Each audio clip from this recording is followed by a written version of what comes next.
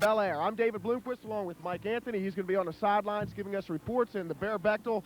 And I'll tell you what, Bear, we don't know who's going to win this game. We don't know who's going to have the momentum, but we do know these two teams are going to hit. There's no doubt about it. Two outstanding quality football teams.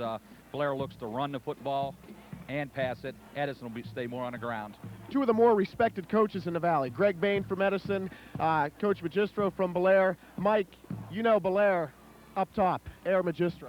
Well, they like to throw the ball, but they've been successful on the ground this year with Clint, Lekanudos, and Timmy Marling. But when it comes to passing the football, they can do so with the likes of Chaz Call at tight end and some other good receivers like Grant Allen, who's returning. So it looks to be a good game here. Another one at Nelson Field. There have been plenty here. Another one today, probably this afternoon.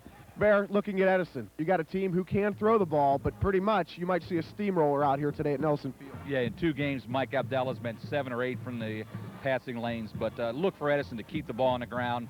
3 yards in a cloud of dust.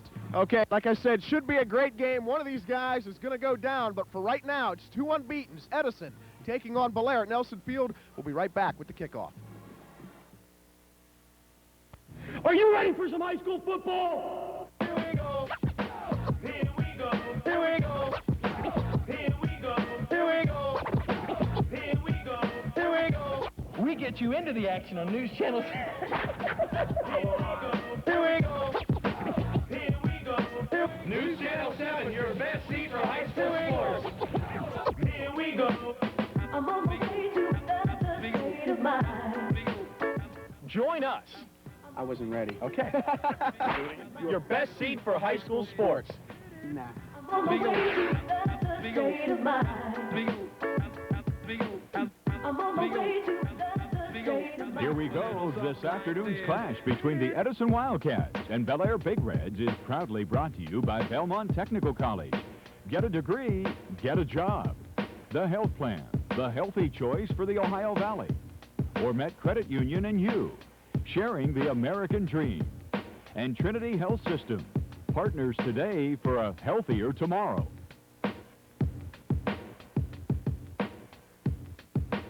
We hope you're enjoying this afternoon's OVAC matchup between the Edison Wildcats and the Bellaire Big Reds. This afternoon's game is brought to you in part by Freesmuth Printing, your full-service printing and high-speed copying center in Elm Grove.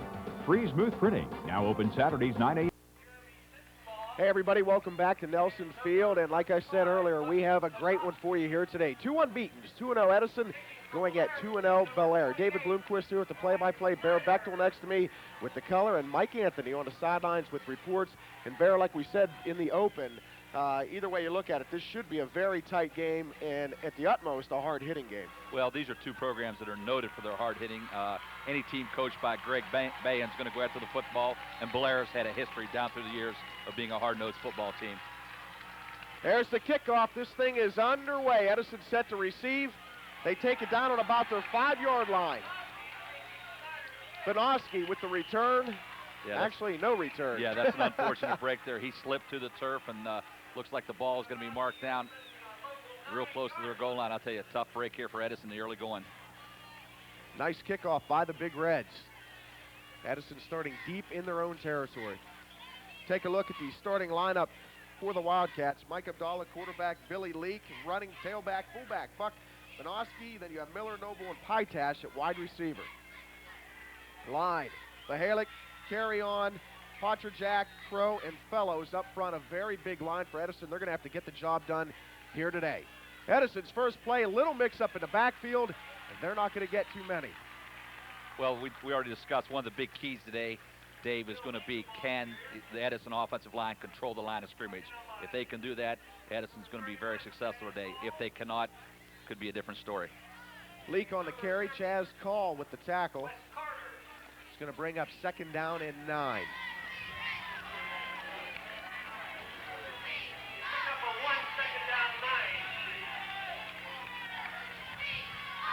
Abdallah back on the ground. This time they have a little room on the outside, but not very much. Leak again. He's taken down by a host of Big Reds. Tell you, the Bellaire defense has been good in the early going this year, Dave, and I'd like to set them right now on the defensive line. 52, Mike Banning, John Keller, Aaron Chirpas, Wes Carter, and Bubba Sechrest are up front. At the linebackers, Jeremy Lemley and Chaz Call. Defensive backs, Grant Allen, Clint Lekanudos, DJ Sokor, and Ben Taylor.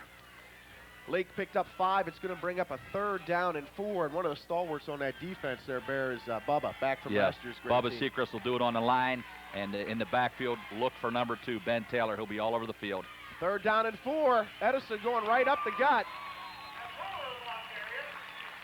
Abdallah on the keeper, and it appears he has a 1st down. Yeah, well, Mike's an all-around athlete, plays both ways. Kind of unusual for a quarterback.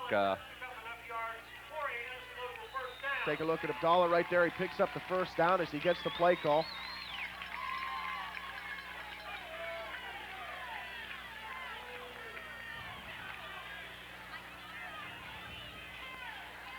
First down and 10 Wildcats from the 21-yard line.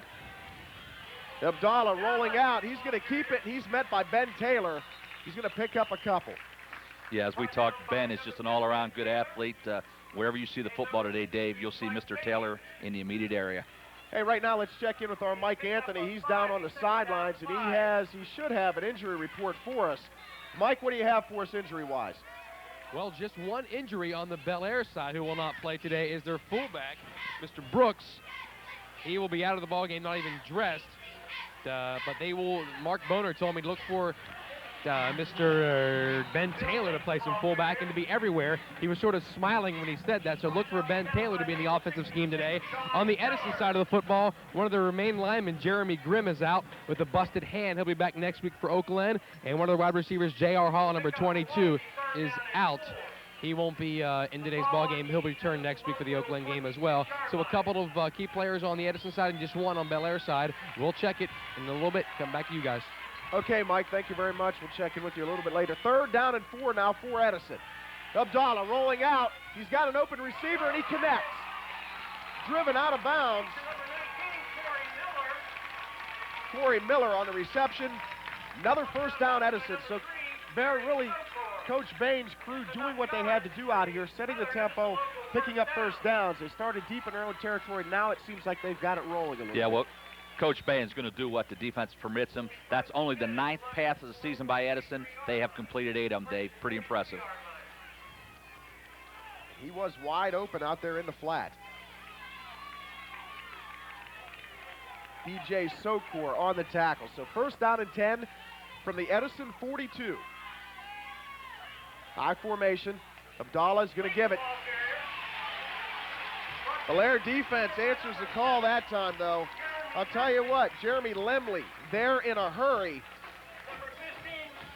Dave, there's a lot of discussion this year that Bellaire is a relatively inexperienced team, that most of the standouts from last year's outstanding team have graduated. But Bellaire, if they do have one strength, it's on the defensive side of the football. They return 10 out of the 11 starters are lettermen. They didn't start last year, but they did get enough experience to letter. So on the defensive side of the ball, they have an outstanding secondary, pretty good defense. 2nd down and 9 from the 43. Abdallah back to the air. Another man open in the flat, and another 1st down for Edison. I'll tell you what, they're looking pretty impressive here in the early going. Corey Miller on the reception. Edison racking up the yards. Yeah, Corey on that play ran a nice route. He was relatively wide open, and Abdallah does a nice job of delivering the football on this play.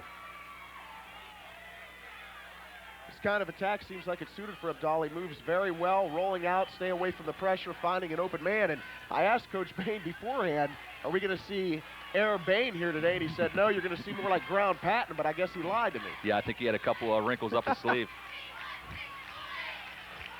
Little fumble there on the snap, and it's going to cost Edison. Lemley in with the tackle again. Looked like there was a little bit of a mix-up as Abdallah took the snap. He looked like he fumbled it a little bit, and it's going to cost him maybe a yard.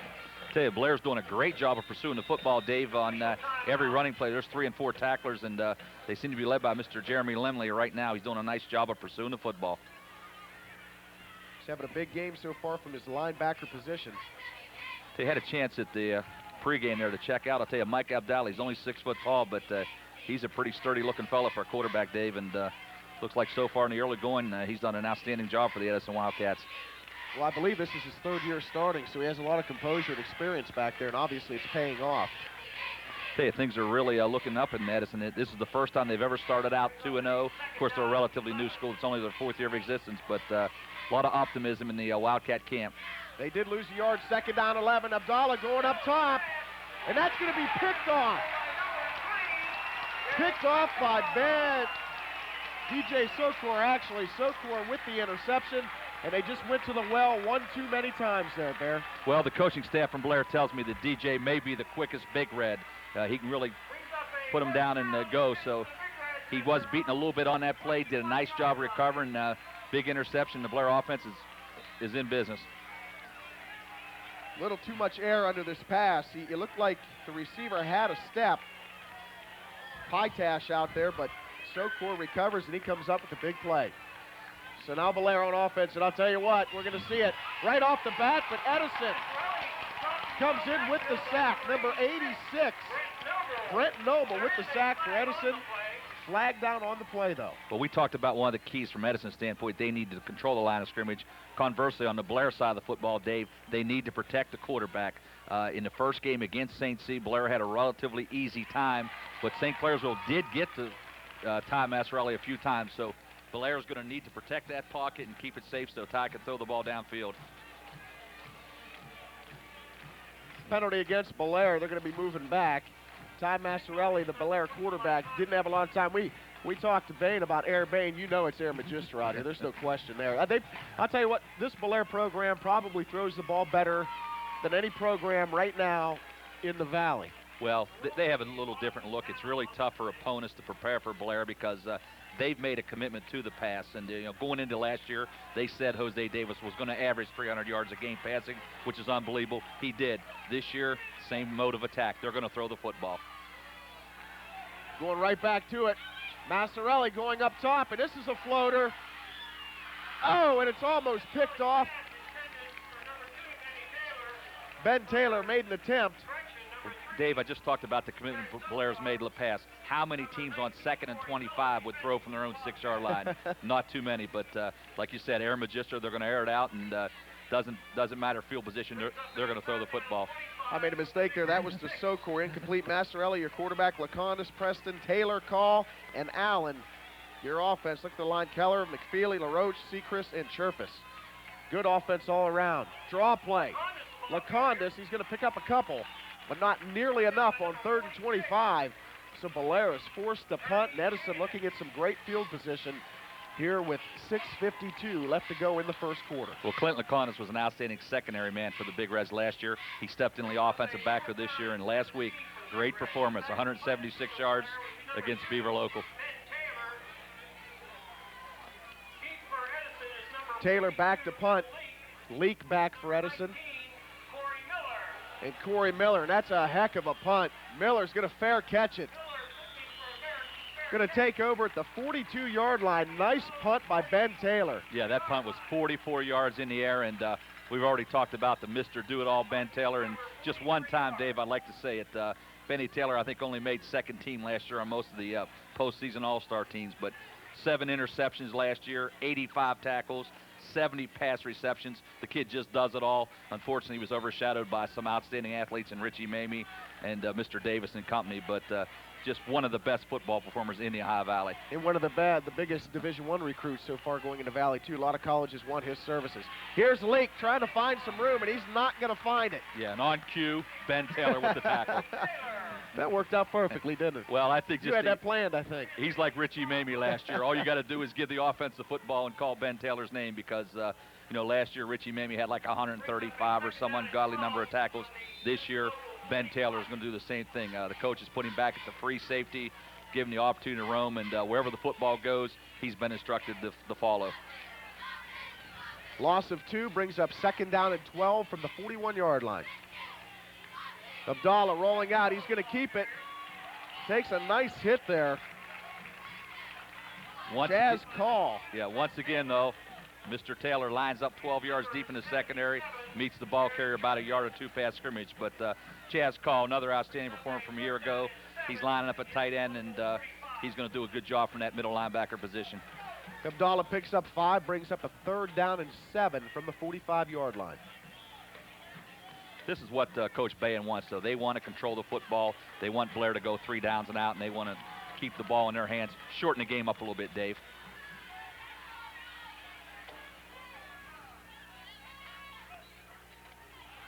Abdallah looking to the air again on that rollout. Nice play there, broken up He had a receiver open, but I'll tell you what, Chaz Call makes a nice play to get the hand in there and bust it up on 3rd down. Brings up 4th and 7. Well, Abdallah has put the ball in the air a few times here in the early going, and that's an interesting matchup because the strength of the Bellaire defense is their DBs. They returned that unit just about intact from the championship squad from a year ago. Tell you what, Mike Anthony is down on the field, and Mike, are you a little surprised by how many times Edison has put the ball up so far? Not really. When I did the preview this year, they like to throw the ball, but when those good backs are running, it's hard to, go away from that. But they can throw the ball, and Abdallah has a good enough arm. It's just that Bellaire was playing good defense that last time. Now they're punting. It's interesting, David, when you talk about it, how many times have you seen in big games here at Nelson Field and Bellaire when Bellaire has come out on their first drive and really set the tone for the game and go all the way down the field and score a touchdown? Big series for Edison stopping Bellaire the last time. Now let's see what Bellaire can do when they get the ball for the second time. Thanks a lot, Mike. And Allen on the return, tackled by Mike Pytash.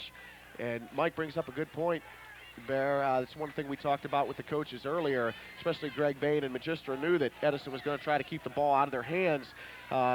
So far they've done that pretty much, but they haven't got the end zone yet. Masciarelli now rolling out. Another dangerous pass broken up. Intended for Chaz Call, broken up by Abdallah out there.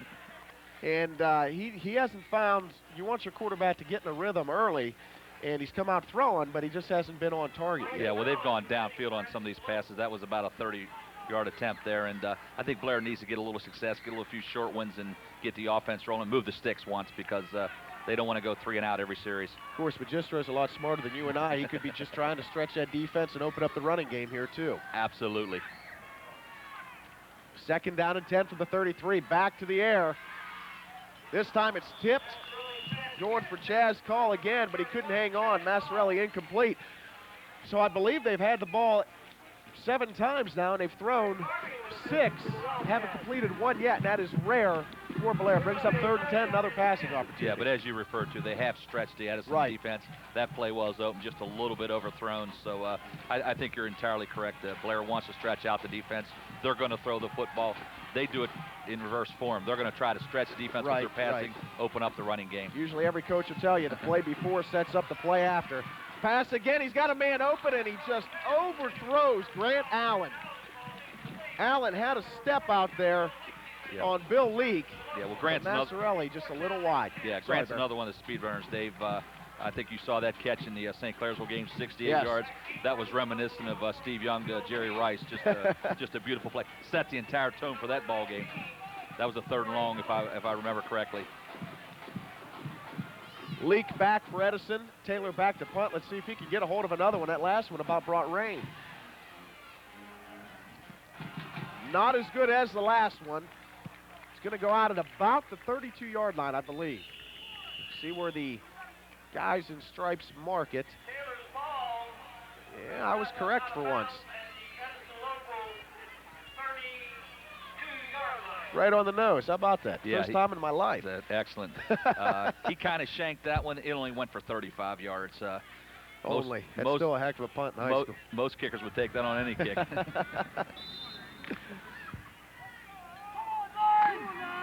So back and forth game. Neither team, I'll tell you what, in the early going, Edison has looked more impressive on offense, but they haven't been able to punch it in. 1st down and 10 from the 32. Right back up the middle, and I believe old Bubba with the stick for the Reds. Yeah, Bubba Sechrest, he's a football player, and he just has a nose for the football. Hard, aggressive young man. Did a great job last year. He's a 2-year starter, and just look for him big today. He'll make a lot of tackles. Gain of 1 brings up 2nd down and 9 from the 33. 0-0 game with 3:57, 6-5 left to go in the first quarter. Like I said earlier, both teams seem to be feeling each other out. 2 unbeatens here today, both 2-0. Looking for the big number 3. This is Leak to the outside. And there was your boy out there, Ben Taylor, doing what he has to do, Bear. When you're a corner, you don't necessarily make the tackle. You string it out and try to turn it back inside, and that's what he did.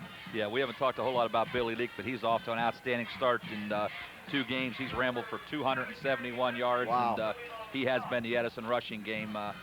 Edison in the first 2 games just quite frankly hasn't been contested. They rolled over Kent Timken. It was 54-0 early in the 3rd quarter, so you know, that wasn't a test. And then last week they kind of, in the bad weather, ran over Carrollton 26-0. So this is Edison's first real test, and we'll find out what kind of season lies ahead for the Wildcats. Big third down. Abdallah rolling out. He's going to keep it here. He's got some room, and Abdallah picks up the first down all by himself, all the way out to the 47-yard line near midfield. Well, I'll tell you, when Mike Abdallah can run like that, he adds another weapon to the Wildcat offense. And, you know, I think now Bellaire realizes they must be aware of the run by Abdallah, and they're going to have to close that play down. It's nice when you have a quarterback who can move, because those rollouts are just beautiful. Yeah, and like I said, Mike's a big, strong kid. Looks like he can take a lick, so he really adds a dimension to that Edison offense.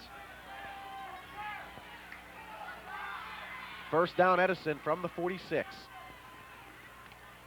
Here we go again, back to the air. A lot of pressure. Abdallah, nice move to get out of Taylor's grasp, but then he's racked up, and he may have picked up one at the most. Yeah, it looked like Call and John Keller and Jeremy Lemley were all in on that tackle. Mike, like you said, you did the Edison preview. A lot of expectations for Abdallah. He's been a starter for a couple years, and he looks like a real leader out there.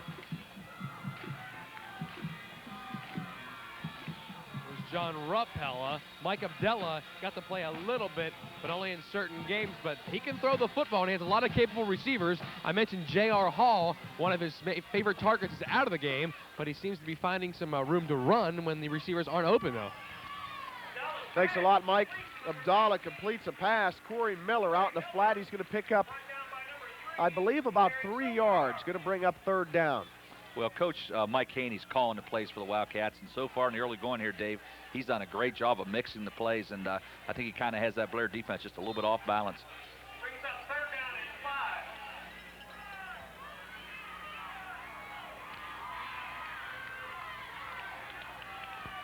5. Scoreboard says ball on the 51. I don't think that's possible. Unless you're playing in the Canadian League. There we go on the 49. Third down and 5. The pass is complete, but nice defense out there by the Big Reds. Miller with the reception. Yeah, I think that's Sokor with the tackle. I think that's Corey's third reception in the game, and looks like the offense coordinator for Edison may be setting up that old hook and go there, because they've been successful dumping the ball out in the flat. So look for later in the game for them to fake that pass and go long on the Big Reds. Coach Greg Bain all fired up. 4th down and 2 from the Big Reds 46-yard line. Looks like he's going to go for it here. Yeah, this is the big decision here. If the Big Reds can come up with a stop here, it might turn this game around. First quarter winding down.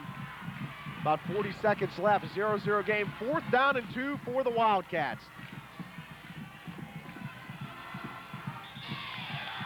And they did what they wanted to do. Abdallah draws the Big Reds off sides.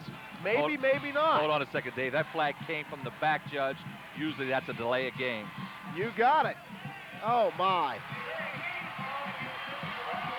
Coach Bain not happy at all. Yeah, that was real close there. I'd like to get another look at that one, Dave. The flag did come. The whistle and flag came from the back judge. And great idea there by Coach, though. yeah, well, I think he was going to try to draw Bellaire offside, and it worked. Yeah, for the most part. And if it didn't occur, they'd take the penalty, drop back, and punt the ball. So good move by Coach Bain, and looks like they're going to have to kick the football.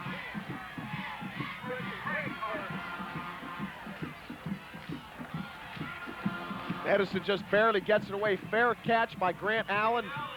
Bellaire is going to take over at their own 25-yard line with 28 seconds left to go in the first of a 0-0 game. Well, it may come down to a matter of the kicking game, Dave.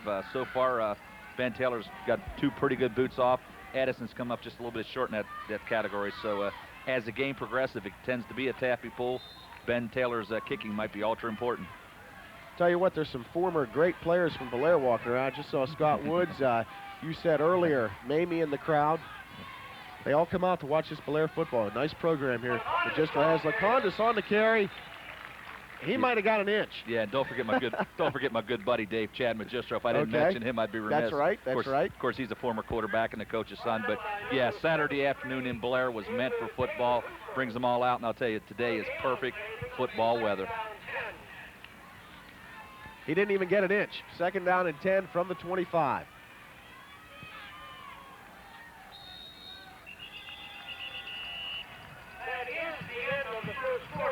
They don't get it off. That's the end of the first quarter, and I'll tell you what, it's been a stalemate, 0-0. Both teams have moved the football, Edison more so than Bellaire, but neither can find the end zone. Right now, we're going to take our first break of the game. We'll return with the second quarter.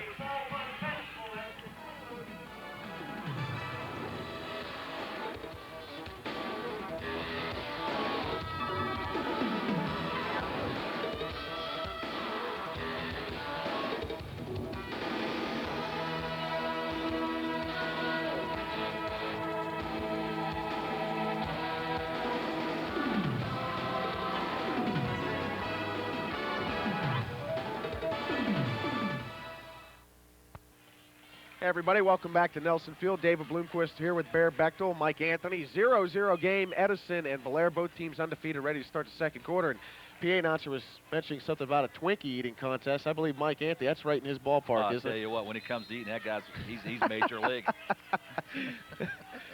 Mr. Twinkie. He's just shaking his head on that one. Second down and 10 from the 25.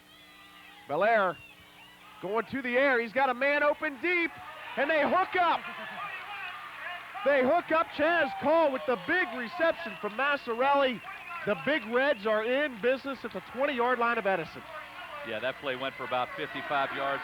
Once again, the perseverance of the Bellaire coaching staff. They've gone long several times, came up empty. We see it here. Masciarelli does a nice job of eluding the rush, gets out in the open, throws the ball in the air about 30 yards. Chaz Call runs under it. Big pickup, 55 yards. Bellaire offense is in business. Little play action by Bellaire, had the Edison defense off guard. Sean Hatcher finally makes a tackle. They're going right back to the air. Pressure. Masciarelli in the flat, and a nice defensive play, and a flag is down. Yeah, it looks Craig like Carmen with the play on defense. Yeah, it looks like we're going to have a clipping call on one of the Bellaire linemen. Usually when it's thrown by the referee there, David, it's going to be a clip or a hold or something of that nature. And Bellaire real fortunate on that play that wasn't picked off. And you talked about it in the open, that quick strike offense of Bellaire. You can hold them down, but sooner or later they're going to get you. Yeah, well, they made a commitment to their style of offense, and yeah, they do create the big play. One of the keys this year, I think, is last year Jose Davis was virtually untouched in that backfield. He had that elusive ability to get away from the defensive lineman. So ties so far, the early goings look pretty good, and that's going to be one of the keys for him this season. As we take a look at it again. Almost picked off. Nice defensive play out there by Carmen. Yeah, just a little bit underthrown. First down and 33. Here's the defense all over Masciarelli again, but somehow he gets out of there. He's going to pick up about 5 or 6 yards. And Bear, I'll tell you what, the Edison line is doing a great job getting in there, but they can't lasso him. Masciarelli doing a great job of eluding the rush. Yeah, Cal Carey on the defensive tackle goes about 6'2", 240, and he's just a handful, and he's been getting through the line of Bellaire, but so far he hadn't been able to catch Mr. Masciarelli.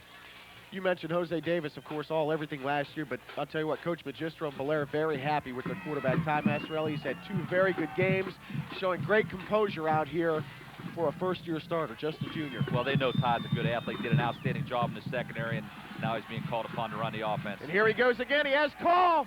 Great catch. Oh, my. Chaz Call laid out. Beautiful grab. It doesn't get any better than that. Well, I'll tell you, Blaire's just had great success with their tight ends. Last year, Todd Kinder had about 60 catches for the season. Here, Chaz Call shows he's an outstanding athlete. Plays a little bit of basketball for Coach Amirani down here at Bellaire, and just a great job on this play of stretching out and catching the football. Total concentration. This is beautiful. That is the toughest catch you can make, other Yeah. than being completely wide open by yourself and having time to think about it. Exactly. You see, Edison with the timeout. They're out there regrouping a little bit out there. And I tell you what, Chaz Call's come up big, but and Ben Taylor is supposed to be the go-to guy, great receiver, and Bellaire's just loaded all the way around. And I tell you what, Mike, as you look at this Bellaire team, there's so many weapons. They lost some from last year, but they just have replenished themselves. They sure have, David. If you look at most teams, quarterbacks are right-handed, so they'll run the plays mainly to the right side. But in this case, Masciarelli left-handed. They've been really open on the left side, and I was right next to the catch by Call, and I could actually see his eyes concentrating on the football. Great concentration. His Call is one of the best athletes that no one knows about here in Bellaire, and he did an unbelievable job hanging on to that football on a tough catch, and that's why Bellaire is in business now. And Coach Bain wasn't very happy. After the clip, he had Bellaire in trouble, and now they bail Bellaire out by leaving Call wide open, and a nice catch sets up Bellaire here after the timeout. Thanks, Mike, and I'll tell you what, even though with that big play, they still didn't pick up a first down. It's 3rd down and 3 from the Edison 13, 0-0 game here in the second quarter, so this is just as big a play as the previous one. Masciarelli under center. He's rolling out. He's going to toss it up, and Sokor can't hang on, so it brings up 4th down and 3 for the Big Reds. Yeah, it's going to be decision time for Coach Magistro and number 23 freshman kicker Justin Homer's waiting on the sidelines to see what Coach Magistro is going to decide. Looks like he's going to roll the dice, Dave. So both coaches here early going for it on 4th down. Coach Bain went for it at about midfield, picked it up. And here it's Coach Magistro's turn. 4th down and 3 from the 13. Lekanudos, the only guy in the backfield. Masciarelli going to the air. Look at end zone, and he overthrows Call at the 4-yard line. Incomplete. The Edison defense stands and turns it over to their offense. Well, I still think it was a good decision by Coach Magistro, Dave. They're down at the 13-yard line. Give their defense a chance to come out and play some football, but they do have that freshman kicker that's looked good so far in the early season. Homer, of course, that's a famous Bellaire name, and they're noted for their kicking, and they're real high on this freshman. They believe he's going to be an outstanding kicker before he's all done. I think Homer's a famous name wherever you go, isn't it? It's right up there with Bubba. Yeah, there you go. And Evan, ain't it, Mike? Exactly. All right, so Edison takes over. 1st down and 10 from their own 13-yard line. Full house backfield, and they're going to keep it on the ground. Leak runs in about the whole Bellaire defense.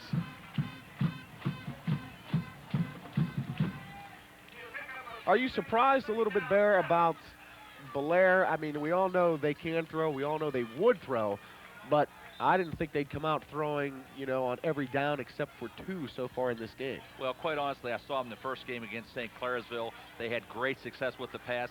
Actually got out to a 38-0 lead. Didn't have to run the football. Last week in the rain, they ran it nonstop against Beaver. So it's still early in the season, Dave, but it needs to be decided what type of offense Bellaire is going to have in terms of passing and running the football. Leak on the carry, picks up a couple. Ben Taylor and Sokor, I believe, on the tackle for the Big Reds. Picked up 4. It's going to be 3rd down and 3 for Edison. Big conversion here. Yeah, the Bellaire defense needs to come up with a stop and get the football back.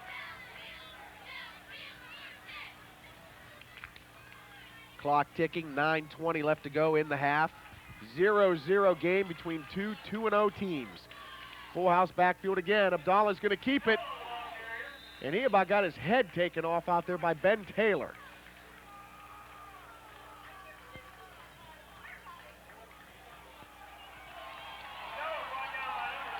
Crowd doesn't like the mark. Yeah, the fans from Edison right below us here aren't real happy with the mark, but it's going to set up a 4th and 1. Looks like Edison's got to kick the ball away.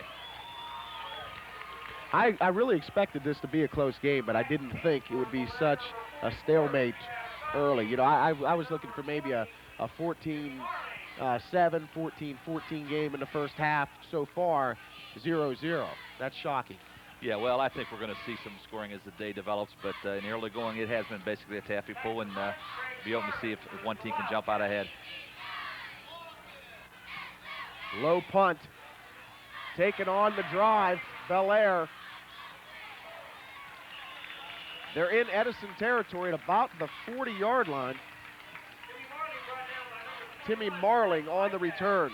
He fielded a line drive. He needed a mitt for that one. Yeah, like we said, the kicking game is going to be important. That kick went about 27 yards, so Edison needs to get a little more height on those kicks and give their ends a little chance to cover. So the Big Reds take over in great field position. First down and 10 for the Edison 39. I formation, don't let that fool you because they haven't even thought about running the ball, and they're not going to do it again.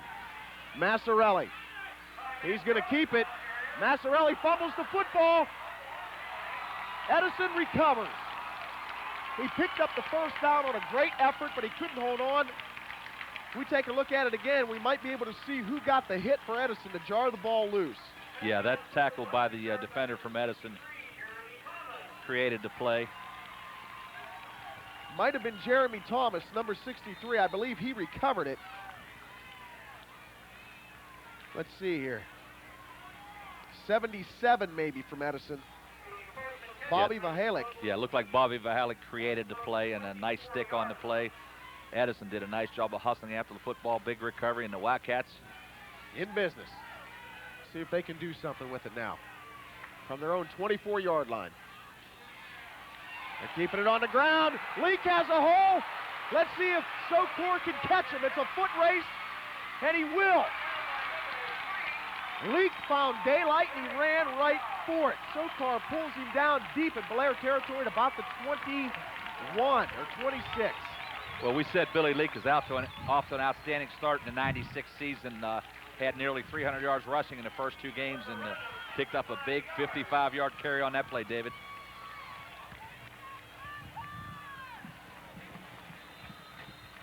So Edison gets their first big play of the game other than the fumble recovery. First big play on offense. They take over first down and 10 from the Bellaire 21. They're going right back up the gut, and this time the Bellaire defense is there to stack up Materkoski. Lemley on the tackle. Yeah, that carry was by the fullback, junior Buck Materkoski. He's a 5'10", 175-pound junior, and basically he's going to be the blocking back for Leak, but he has shown some ability early this season to carry the football. As you just saw there, the Edison cheerleaders, a little bit of the crowd. Nice crowd on hand here today at Nelson Field.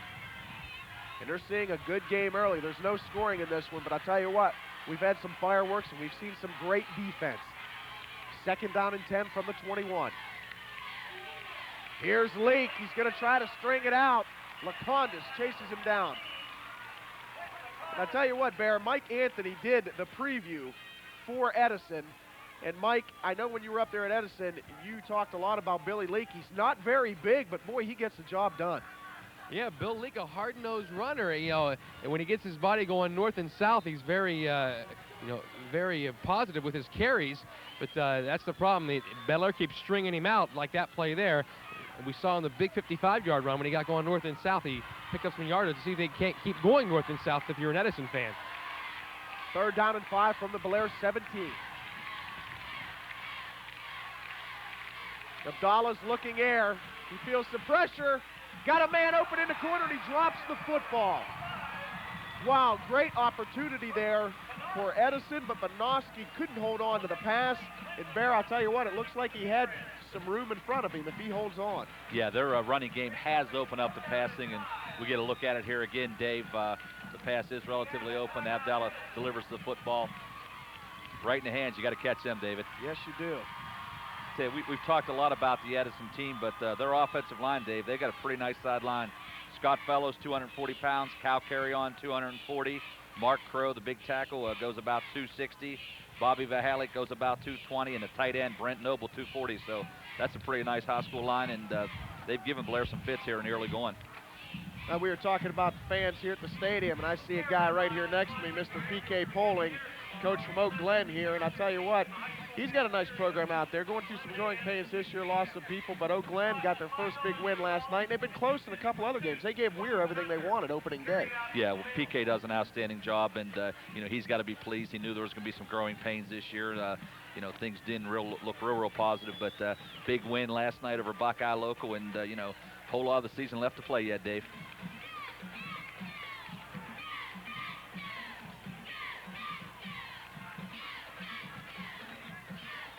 So Edison's coming up facing a 4th down and 5 from the Bellaire 17. 6:13 left to go in the half. The crowd on hand wanting Edison to go for it. 0-0 game. It's still early in the game. We've had a lot of big 4th down plays already. Like I said, nice crowd on hand. You can see it right there. That's the Edison side. Bellaire is packed on their side of the field also. Edison, nice turnout, brought a lot of fans. That's what happens when you have a solid program. 2-0 coming in. 4th down and 5 from the 17.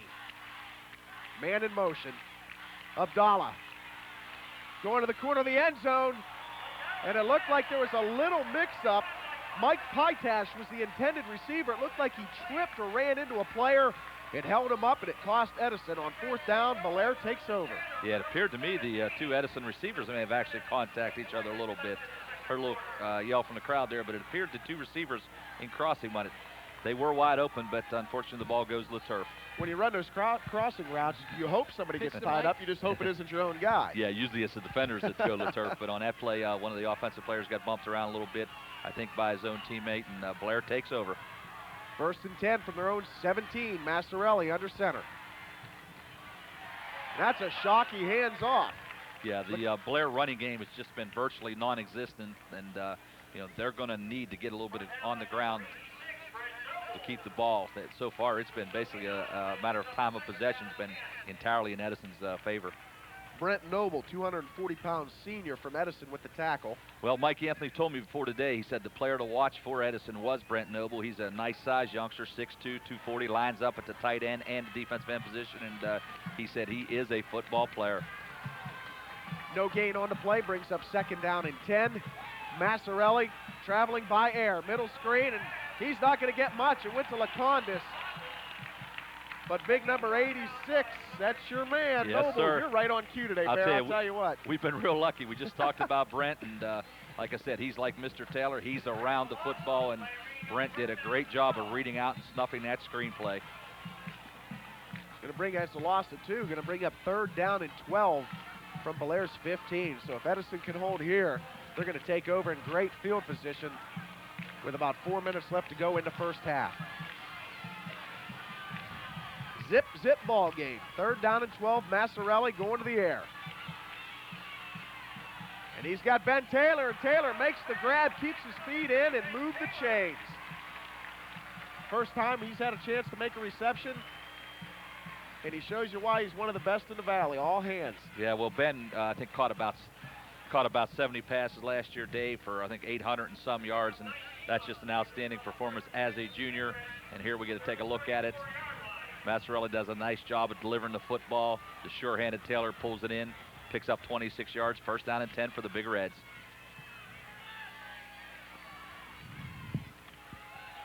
Masciarelli right back to Taylor. He picks up another 1st down. So now they're starting to hook up, and I'll tell you what, Taylor's got the ideal size for a wide receiver these days. 6'3", 190, can run, great hands, smart player. Yeah, of course, Ben had some surgery in the offseason, and he's just getting back to full strength, but he is an outstanding athlete. Let's get down to Mike on the sideline. Hey, Bear, I was talking to your good buddy, Ben Taylor Sr., who's down here nervously pacing the sidelines. He was a little upset that Benny wasn't to the target of some passes early on, but now they're going to Taylor, and they're getting some positive yardage. Back to you guys. Well, Mike, you just said positive yardage. Now we just hit some negative yardage. Big play by Edison, big number 72. Kyle Carry-On, 6'3", 240-pound senior. He's been in the backfield all day, and he finally gets the reward. Yeah, I think Chris Berman would have to call him Cal Carry-On Luggage. I think that's right on target. I'm not sure you'd want to carry him on, though. 6'3", 240. He's a little bit bigger than that. Very good player. He's been in there wreaking havoc early, and he finally gets a sack. Loss of 7. 2nd down, 17. Masciarelli, middle screen again to Taylor, and he can't hold on to it. We've talked about Benny Taylor a couple plays ago. They go right to Ben Taylor. Then they go left. Now, little screen play, the delayed screen over the middle. So, obviously, Ben Taylor has been a very focal point of the defense. He's also a focal point on offense.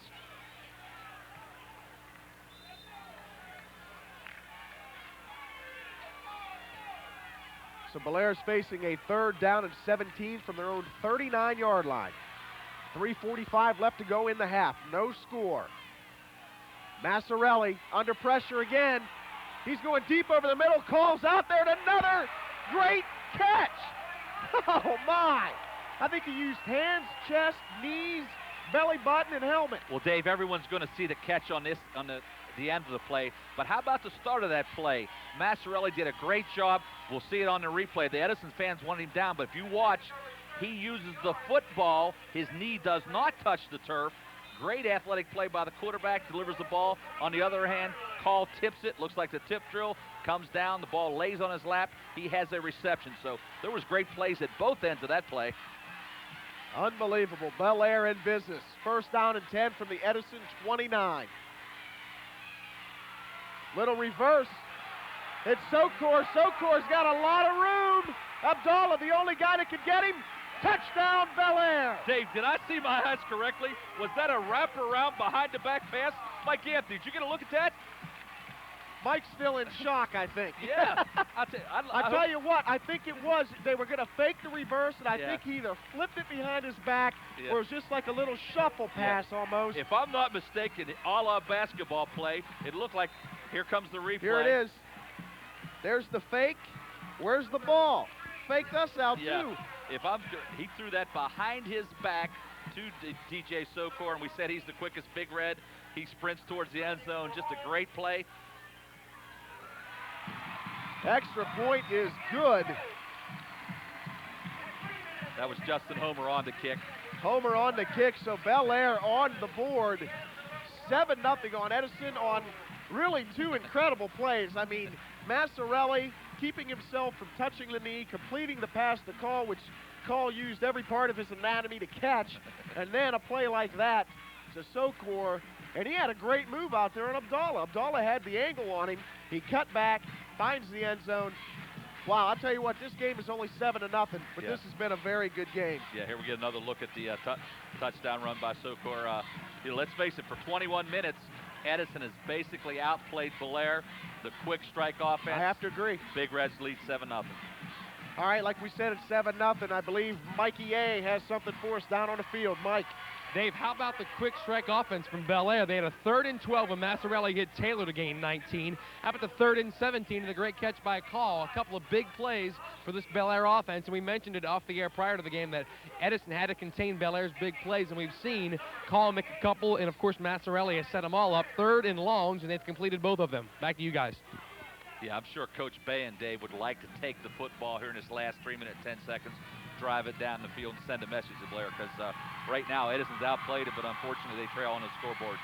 Edison really has done a great job out here moving the football. They just haven't been able to find the end zone. And defensively, they played great, except for a couple plays that really were not defensible. I mean, Bellaire just made outstanding plays. Miller now with a great return. He needs a block. He cuts it to the outside. And Edison in business right back at the Big Reds. They take it down to their 41-yard line. Well, that was a great kick return, and Edison has plenty of time here. There's 3 minutes still on the clock, and Coach Bayan would love to see this football get in the end zone. Great return. It almost looked, of course, we've got a different angle, but it looked like if he could have cut it to the outside, he might have been gone. Either way, great return to the Bellaire 44. First down and 10. They have 3 minutes to find the end zone and try to tie this thing up at 7-7 before we go into the half.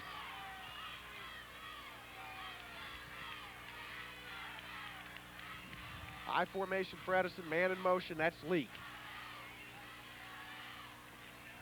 Abdallah, keeper, he's going to pick up about 5 yards, I believe, there. Yeah, we've talked about Mike earlier. You know, he does have the ability to throw the football, but in the early going here, he's just been an outstanding runner. When your quarterback can drop back and pick up 5 or 4 yards on a 1st and 10 situation, that's just creates a lot of opportunities for the offense. Pick up a 5 and be second down 5. So he did get 5. It's going to bring up a second down from the Bellaire 39-yard line.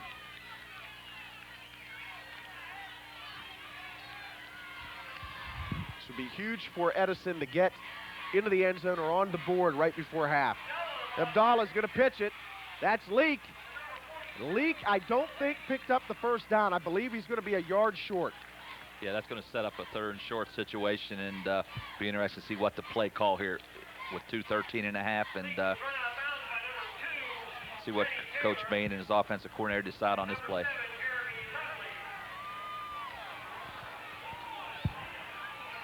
Looked like we got some rubber chains going on over there, Dave. I thought it was about a 3rd and 1. The one chain man apparently thought it was a first down. He's trying to get down the field, but we're back to 3rd and 2 situation.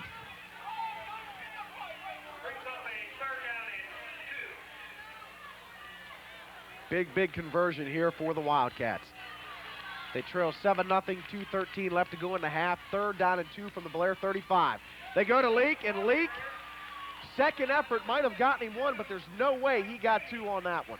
Yeah, the defensive end, senior letterman Mike Banning, number 52, did a good job of pursuing the ball carrier and just held on. It appears the official is going to call for a measurement. Well, we got a chance, Dave. How about if I just recognize the officials down here? Of course, I am one of the members of the board, and if I don't, they'll kill you. I'll never hear the end of it at the meeting next Wednesday. The referee on today's game is Chuck Taskeline. He's about a 23-year veteran.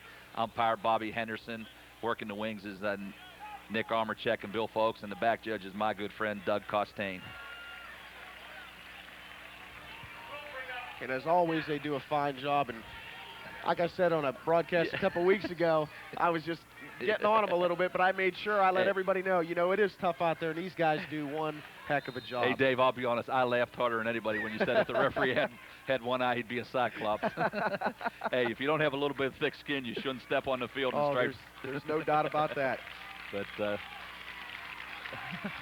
got a little artwork down here. Yeah, I think the Wildcats, I'll tell you, like I said, there's a lot of optimism, and I know the Edison fans have come out in full force today. 4th down and 1, huge play here.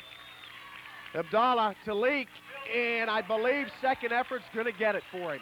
I'll tell you, I like this young man. I do too. Only a junior, 150 pounds. That's a little bit undersized for a high school running back, but I'll tell you, he can take the ball north and south, and he showed some ability there to get that extra yardage and pick up the big first down. Well, as you know, the size of the heart overcomes any kind of physical size, I'll tell you that. And he's a hard runner. Looks like he puts 110% into everything. Well, Dave, that's what I love about high school football. Kids that weigh 140, 150, they get a chance to show their wares, and they can be all-star performers. Abdallah with the fake, and he is going down. Yeah. Aaron Chirpas. Yeah, big Chirp, number 77. He's a 6'1", 235-pound junior, and he met Mr. Abdallah head-on. So the clock is ticking. We're under 1 minute to go in the first half. Bellaire up 7-0. Loss of 6 brings up 2nd down 16 from the 37-yard line of the Big Reds. Yeah, I think the immediate concern right now for the Wildcats is to pick up this first down. The clock is becoming a factor, but they need to pick up those 15 yards, get the first down, move the sticks. Abdallah, he's got a man open in the flat. Lekanudos, give him 5 to 10 for grand theft. He comes out of nowhere with the pick. Well, Clint, we haven't mentioned his name too much today, but he was a starter last year as a sophomore on that outstanding team, and he possesses great speed. If there is one outstanding quality of the Big Reds, they possess more team speed than they've ever had, Dave. Lekanudos showed it there because it looked like he was beaten, but it almost was like he was faking Abdallah. He was just sitting back waiting for his time, and he picked it. Speaking of a defensive back closing on the play, how about Eddie Drummond last night on that broadcast? Just unbelievable, but Clint showed the same thing there. Great closing, come up with a big interception. Bellaire takes over, 32 seconds left. Masciarelli's going to go up top, and he's going deep. Ben Taylor broken up, though. Broken up by Corey Miller. No flags. Looked like a little bit of a push there by Taylor. Yeah, if there's anything, it might have been on the offense, but I think that was a good no call by the official. And once again, 32 seconds to go, ball out around your own 45-yard line. A lot of teams will be content just to kneel on it, go in and take the halftime, but not Bellaire. Anywhere on the field, they're going to make an attempt to score. We see the replay here, Ben Taylor running down the field. It's a little bit out of our vision here, but nice job of delivering the ball. A little bit of contact. I believe it was incidental. Here we go in. Middle screen to Taylor. He's tripped up early by Leak. Well, with only 17 seconds to go in the half, Bellaire is going to call a timeout, but once again, the Big Red coaching staff wants to get the ball in the hands of Ben Taylor. Nice job with the middle screen, but Edison did a great job of closing on the play. Tell you what, Bear, we got to take a vote here between you and Anthony and myself. Leak's having a good game. Are we allowed to call him Leaky now? Because, that's his nickname, and since I almost feel like I know the guy since I've been calling his name so much. What do you think? I'll tell you what, I know one thing. You will be calling his name because he's just an outstanding performer. And, you know, we knew last week he ran for a lot of yardage, 169 yards on 26 carries against Carrollton. But, you know, once again, he's a junior and just a fine football player. I'll tell you what, let's check in with Mike Anthony down on the field again. Mike, you've been by the Edison bench. Coach Bain was fired up down there. Could you tell what he was saying or what he was talking about or what the general feelings are? Well, Coach Bain sort of hides his feelings underneath, I guess he sort of bends down. I mean, he talks with assistant coaches, but he bends down on both knees and gets near the ground. And if the ground could talk, boy, you would hear some things down there. But there's some worms with a headache down there, huh? He talks to the assistant coaches really close to the ground, and the way his veins pop out of his neck, you really can't tell what he's saying. I try to peek in on him, but I don't want to get too close to him because he gets a little upset. But he's a great guy. But Mike, he's fired up. Mike, is there a more intense coach in the House Valley? Maybe Dave Caesar, but they're running 1 and 2. And then you have Bruni from Morton's Ferry. A lot of intense guys. Bellaire back to the air, overthrown. I'll tell you what, though, I have the utmost respect for Greg Bain. Great guy. You know, I followed him all the time when he was at Steubenville Catholic, won a state championship over there. Tremendous individual. You get what you see. I mean, he's a very honest guy, and you have to really appreciate that. And like I said, the utmost respect for Greg Bain and Mr. Magistro on the other side. Well, Greg started as a defensive coordinator up at Catholic, and just Mr. Intensity, and that's carried over to his head coaching days. And yeah, he's been around this game for a while and just a great representative of high school football. Bellaire back to the middle. Chaz Call would pick up a first down. That's going to be close here. We're going to have to check the mark here, Dave. I think when he initially caught the ball, it was real close to stake, and we're going to mark it now, and it appears they're going to mark it just a little bit short. So it appears Edison. We're going to have a measurement here, but it's obviously short by about a yard. Referee's going to bring the sticks out just to let the crowd know, but it's about a yard short, and Edison's going to take over with just 5 ticks remaining on the clock. What's your assessment of the first half so far? I tell you, it's been a good, hard-hitting football game. You know, Edison, unfortunately, has probably got the better of it, but Belaire's come up with the big plays when they're needed, and they're going to go into the halftime with a 7-0 margin.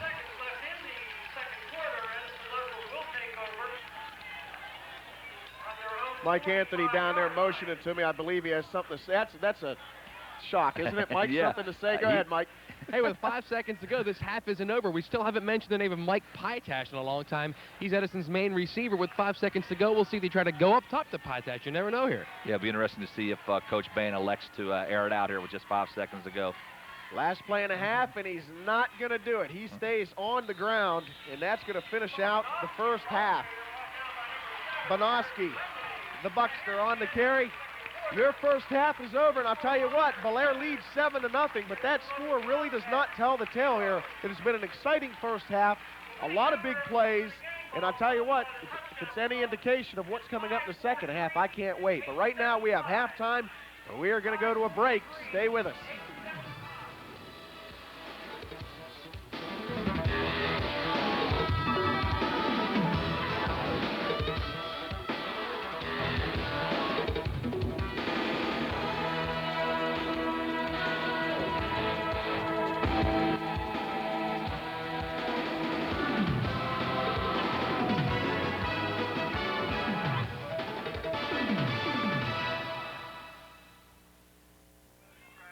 Hi, everybody, and welcome back to Nelson Field. We're at halftime. Bellaire on top, 7-0, and no bands at halftime here, Bear. Right now, we have Bellaire inducting some greats into their Hall of Fame, and the ceremony's going on right now, and one of them was a former great basketball player. Yeah, Debbie Blazik played at Bellaire High School, a recent graduate of West Virginia University, and she was one of the outstanding female performers at Bellaire High School, and Bellaire does a lot of things, Dave, in terms of tradition. They have a proud tradition down here, and they're starting to get some of the female athletes. And one of our favorites from News Channel 7, Missy Tiber's being inducted today. So, you know, great program down here at Bellaire, and it's good to see that they're recognizing the female athletes, too.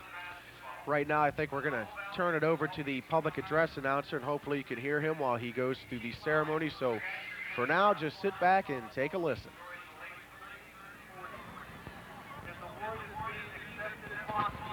By his nephew, former VHS great Mr. Homer Johnson, and is being presented by Mr. Mike Sherwood, Assistant Principal of Bellaire High School. Mr. Edward Peachy Pie Missy Tiber's mom is the one in the black. Yeah.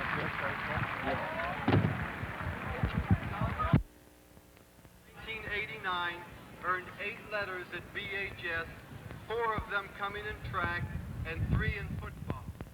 Captain of the Reds in 1988, he was All-District, All-OVAC, All-Valley, and All-State, participating in the OVAC All-Star Game.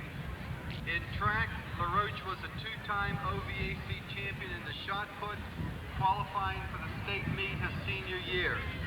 Upon graduation, he enrolled at West Liberty State College, earning 4 letters and serving as captain of the Hilltoppers. A 2-time All-Scholar athlete, LaRoche was named All-Conference twice and led the Hilltoppers in receptions his senior year. Additionally, he continues to serve the Big Reds as the 8th grade football coach. He received his certificate from Principal of Bellaire High School, Mr. Frank Danadek. Mr. John LaRoche.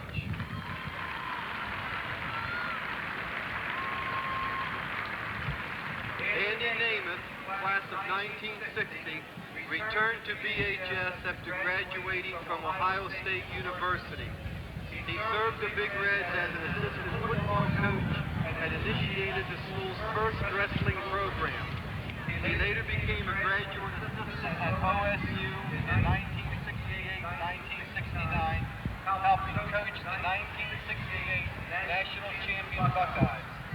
After a brief stint at Cornell University, he was recruited to rebuild the defensive line at Marshall University, following their tragedy. Oh, yeah, I got you.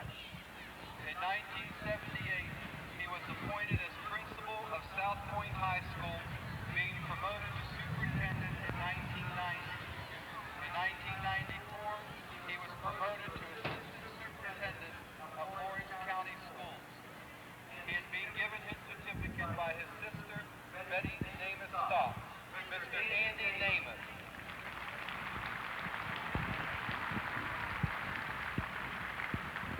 Frankie Filipino, a 1941 graduate of BHS, was a running guard for the Big Reds. Although heavily recruited after graduation, he enlisted in the Army, playing football for the famous 82nd Airborne Paratroops. As a member of this group, he liberated the first town in the Normandy invasion in 1944. Making 3 combat jumps and being wounded in 2 of them, Filipino received numerous military citations as well as a citation from the Ohio State Senate. After the military, he played 2 years at the University of Dayton for his brother Dan. He was also a member of the Ohio squad in the 2nd OVAC All-Star Game. His certificate is being accepted by his son Rocky and is being presented by longtime friend Mr. Richard Imbragio, Mr. Frankie Filipino.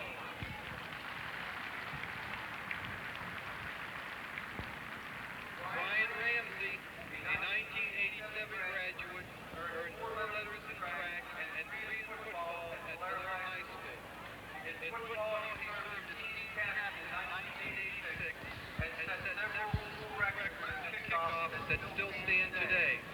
After graduation, he selected to perform in the Rudy Mumley OVAC All-Star Football Game.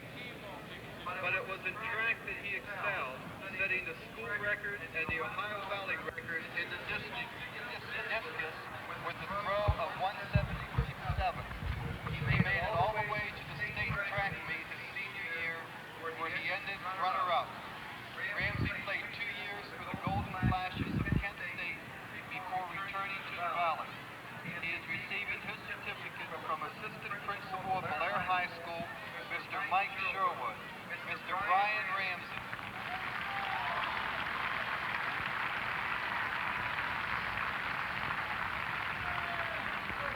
Brian J. Rigoli, class of 1976, was a 3-year letterman in football and wrestling and a 2-year letterman in baseball.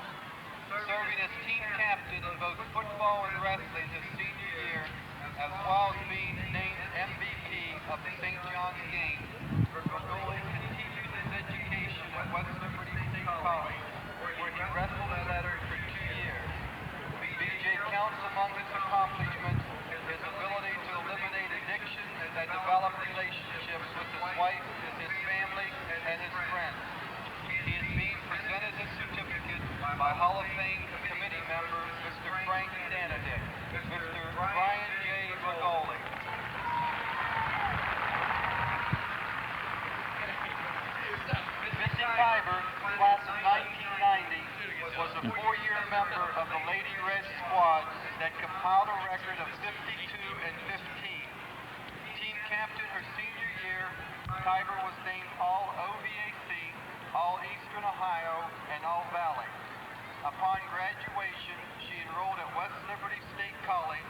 playing 4 years and lettering 3.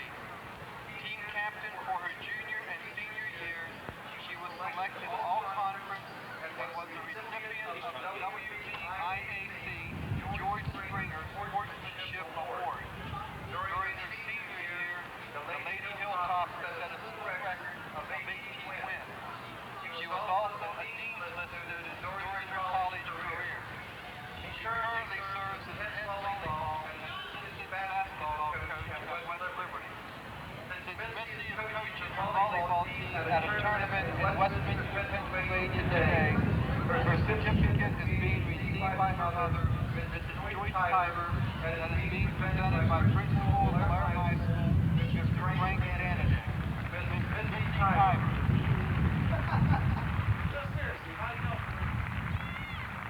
Would you please give our inductees a nice round of applause?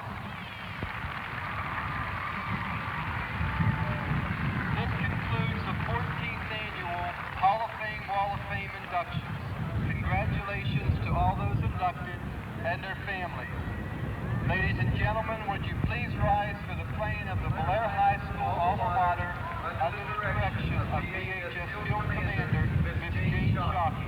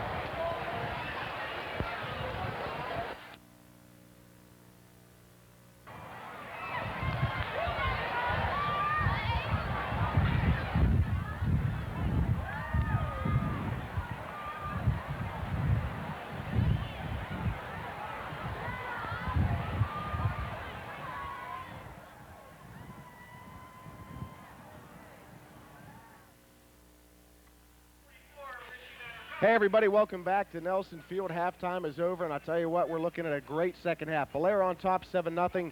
First half full of big plays, not a lot of touchdowns, but it was great either way. David Bloomquist here with Bear Bechtel and Mike Anthony on the sidelines, bringing you all the action here on News Channel 7 Sports. Kickoff is set, ready to go, and we are off. Marling on the return, and Marling's going to be forced out at the 31-yard line. Well, that was a nice return, Dave, by Timmy Marling. He's a senior scat back, and they showed some good wheels on that play. Sets up a nice field position for the Big Reds, and we're off and rolling. Off and rolling on an empty stomach. You know, you told me you had some connections. You're going to hook me up with some food. You come back empty. Well, I'll tell you what, I couldn't get near the concession stand, but I hope my main man, Coach Gino Amarante. I hope so, too. I gave him some money, so it'll be interesting to see if he shows up here in the second half. I'm dying. Masciarelli back to the air. That's a shock. He hits Taylor. Pickup of about 5 or 6. Of course, Gene is my next-door neighbor, so if he doesn't show up, he's going to hear from me tonight. Whenever the dog has to go, you'll take him over to his yard, ain't it? Definitely. I told him he must show up with some food and some drinks. Second down and 5 for the Big Reds.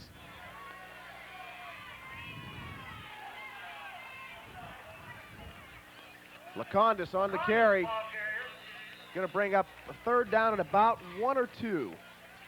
Bear, we've got some stats to go over from the first half. Masciarelli, solid first half, 8 of 17 passing, 147 yards, no interceptions. Chaz Call, the big receiver, 4 catches, 114 yards in the half, and he had a spectacular catch there in the second quarter. Well, what's unique about the Bellaire offense is the tight ends come up big and they run for big yardage. Last year, Kinder averaged like 25 yards a catch from the tight end position, and that's just unheard of in high school football. Most tight ends are called upon to block and help with the running game, but at Bellaire, they're big-time receivers. Taylor on to carry. The Edison defense looking tough. It's going to bring up 4th down and 1. Taylor's going to be dropping back to punt. Well, I'll tell you, Coach Bain has to be extremely pleased with the Edison defense in the first half. Other than a couple big plays on 3rd and long situations, they've come up real tough and basically held the Bellaire offense in check. Leak back deep for Edison. Edison gets the bounce, and it's down at their own 26-yard line. Edison, Wildcats are going to take over, and right now the guy who's going to take over goes by the name of Mike Anthony over on the Bellaire sidelines. Mike. Hey, Dave, we mentioned how big it was for Edison to stay away from Bellaire, to stop them from making a big play on the Bellaire side of the ball. Opening drive of the game, Edison stopped Bellaire, and you knew they set the tone right there for the first half. Second half, Bellaire 3 and out, and they punt, so a big plus for Edison's defense. Let's see if their offense can get it going here. Back to you. 1st and 10 for the 27. They go to Leak. Leak gets it to the outside. He finds some room, and he picks up 15 yards. I'll tell you what, Bear, he had a good first half. I was going to get to it. He had 15 carries for 76 yards. You can tack on another 15. It looks like Leak's going to go over the century mark for the 3rd game in a row. Yeah, he's going to be a 1,000-yard rusher this year if he stays healthy. And tell you, shows some good quicks. Once he got outside, he about turned that one and broke it. All told, Edison had 6 first down to Bellaire's 5 in the first half. Outrushed them 115 to 37. Total yards 150, Bellaire 184, but the scoreboard tells the tale. Bellaire on top, 7-zip, and Leak is not going to get any on that carry. Yeah, that was Grant Allen. He's a senior captain for the Big Reds, and last year, it's a little-known fact, Grant was the 2nd leading tackler behind the ever-present Richie Mamie, so Grant does a great job at that cornerback position, and he's a sure tackler. Bring up a 2nd down 9. He did get one. 2nd down and 9 from their own 41-yard line.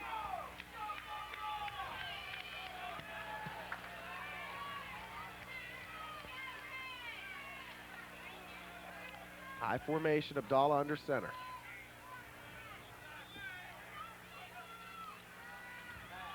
Little play action. He's going to the air, and he's not. He's going to the ground. Yeah, that was the senior defensive end, number 52, Mike Banning. Just Abdallah had nowhere to roam, and Mike stuck him, put him to the turf. Loss on the play, bringing up 3rd down 17. Dave, when you get that kind of penetration from the defensive end position, the quarterback just doesn't have a chance. And I'll tell you what, it's been that way so far throughout this game. It seems like Edison, they get some momentum going, they get the ball rolling, and then Bellaire comes up with a big play on defense to put them right back in the hole. Yeah, 3rd down and long is not the situation that Coach Bain wants to be staring at, and unfortunately right now it's about 3rd and 17. Abdallah going deep over the middle. Sokor there to break it up.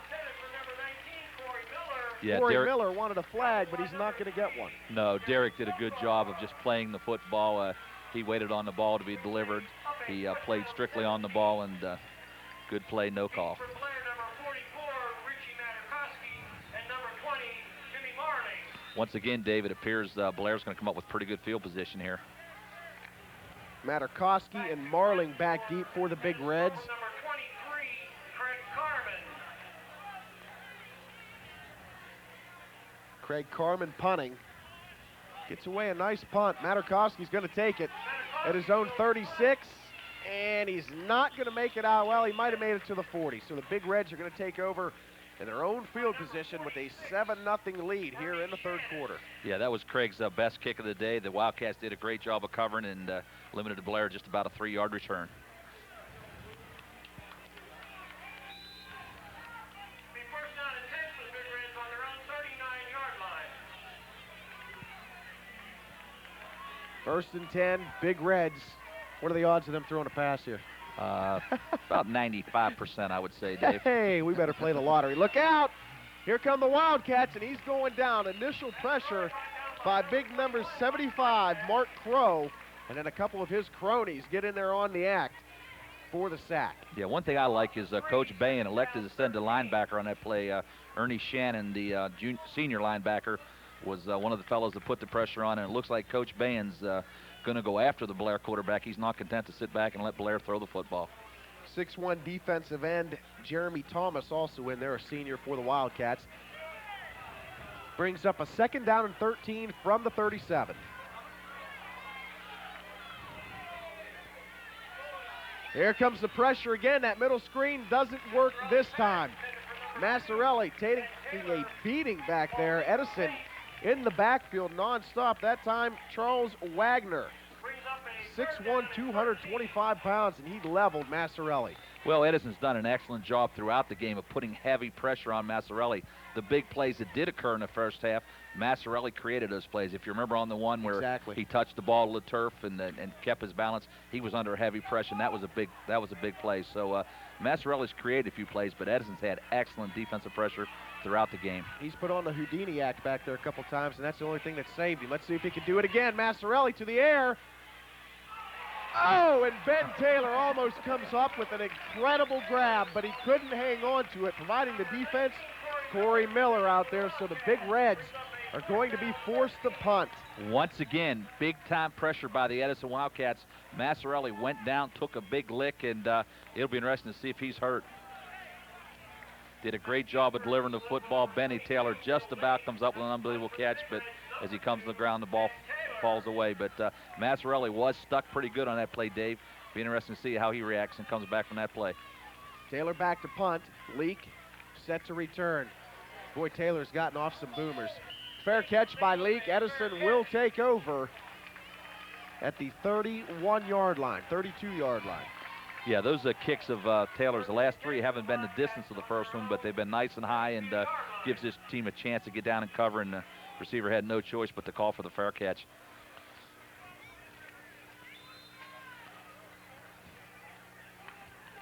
So Edison takes over, 7:02 left in the third quarter. They trail 7-0 here at Nelson Field. First down and 10 from their own 32. They give it to Leak. Tough inside yards, picked up a couple. Tell you, Jeremy Lemley, number 7, is going to be credited with that tackle, and I'll tell you, he's been extremely active at that middle linebacker position. Tell you, the coaches from Bellaire got to be extremely pleased with the play of Jeremy today. Number 66, John Keller, also on the stop for the Big Reds. Pick up a 1, brings up 2nd down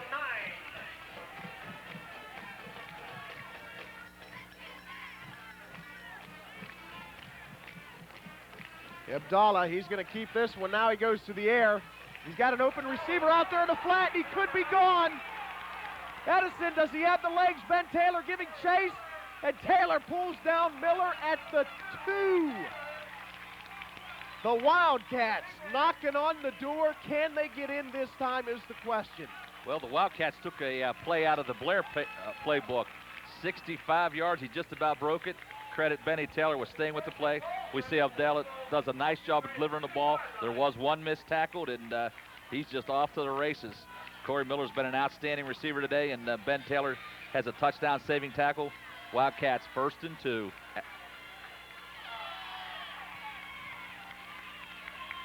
So the Edison offense finally gets the really big play they need. They take over 1st and goal. Leak right up the middle, and he doesn't find pay dirt.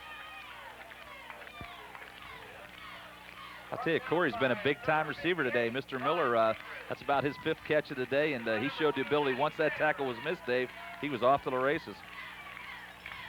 Ben Taylor did a good job of turning on the Jets and chasing him down. I tell you, Miller had about a 10-yard head start on him. Well, Benny's a big-time player, and that's why a lot of the Division I colleges are taking a look at this young man. Greg Bain's troops in business. 2nd down and goal from the 1. Abdallah, the keeper. Is he in? Edison thinks so. No call yet. I think the ball has been spotted, so he's going to come up just a little bit short. It's going to set up a 3rd down and probably about the length of the football, David. Coach Bain just plugging away here. He's got the horses up front, and I guess if you have them, you might as well ride them. Yeah, well, if there's a weight advantage in the interior line, it belongs to Edison, and they got some big fellows on the line. You know, we've talked about some of them already. They're all going about in the 220 to 240 range, and the center, Jack, he's a little bit undersized at 215, but he's done a nice job of blocking so far early in this game. So here they come up to the line. You see the Bellaire defense there and the coaching staff looking on.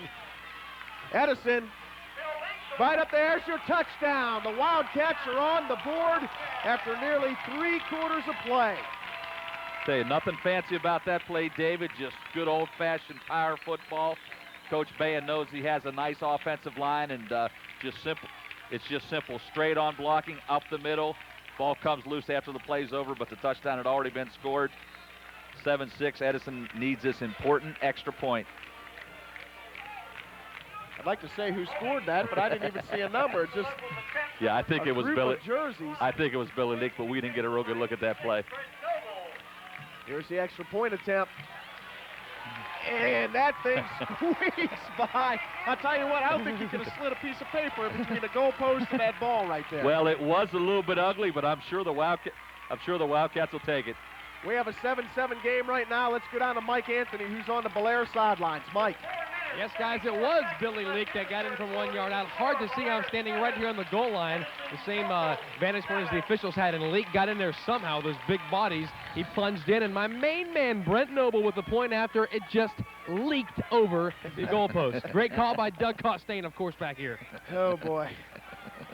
Bobby Vahalik, we took a look at him on the line. Big number 77, 5'11", 220-pound senior, did a good job up front, as did, as you mentioned, the rest of those guys on the Edison line. Yeah, Crow, Fellows, Carry On, Potterzak, all of them have just done an outstanding job today of blocking, and we got ourselves a football game here, Dave.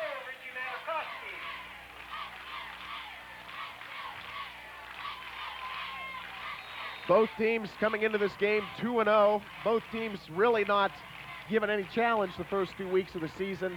Only one will leave 3-0, and right now we have no idea who it's going to be because this thing is knotted up at 7-7. Here's Sokor on the return. Nice little spin move. Sokor brings it out to about the 36-yard line. Bellaire will take over.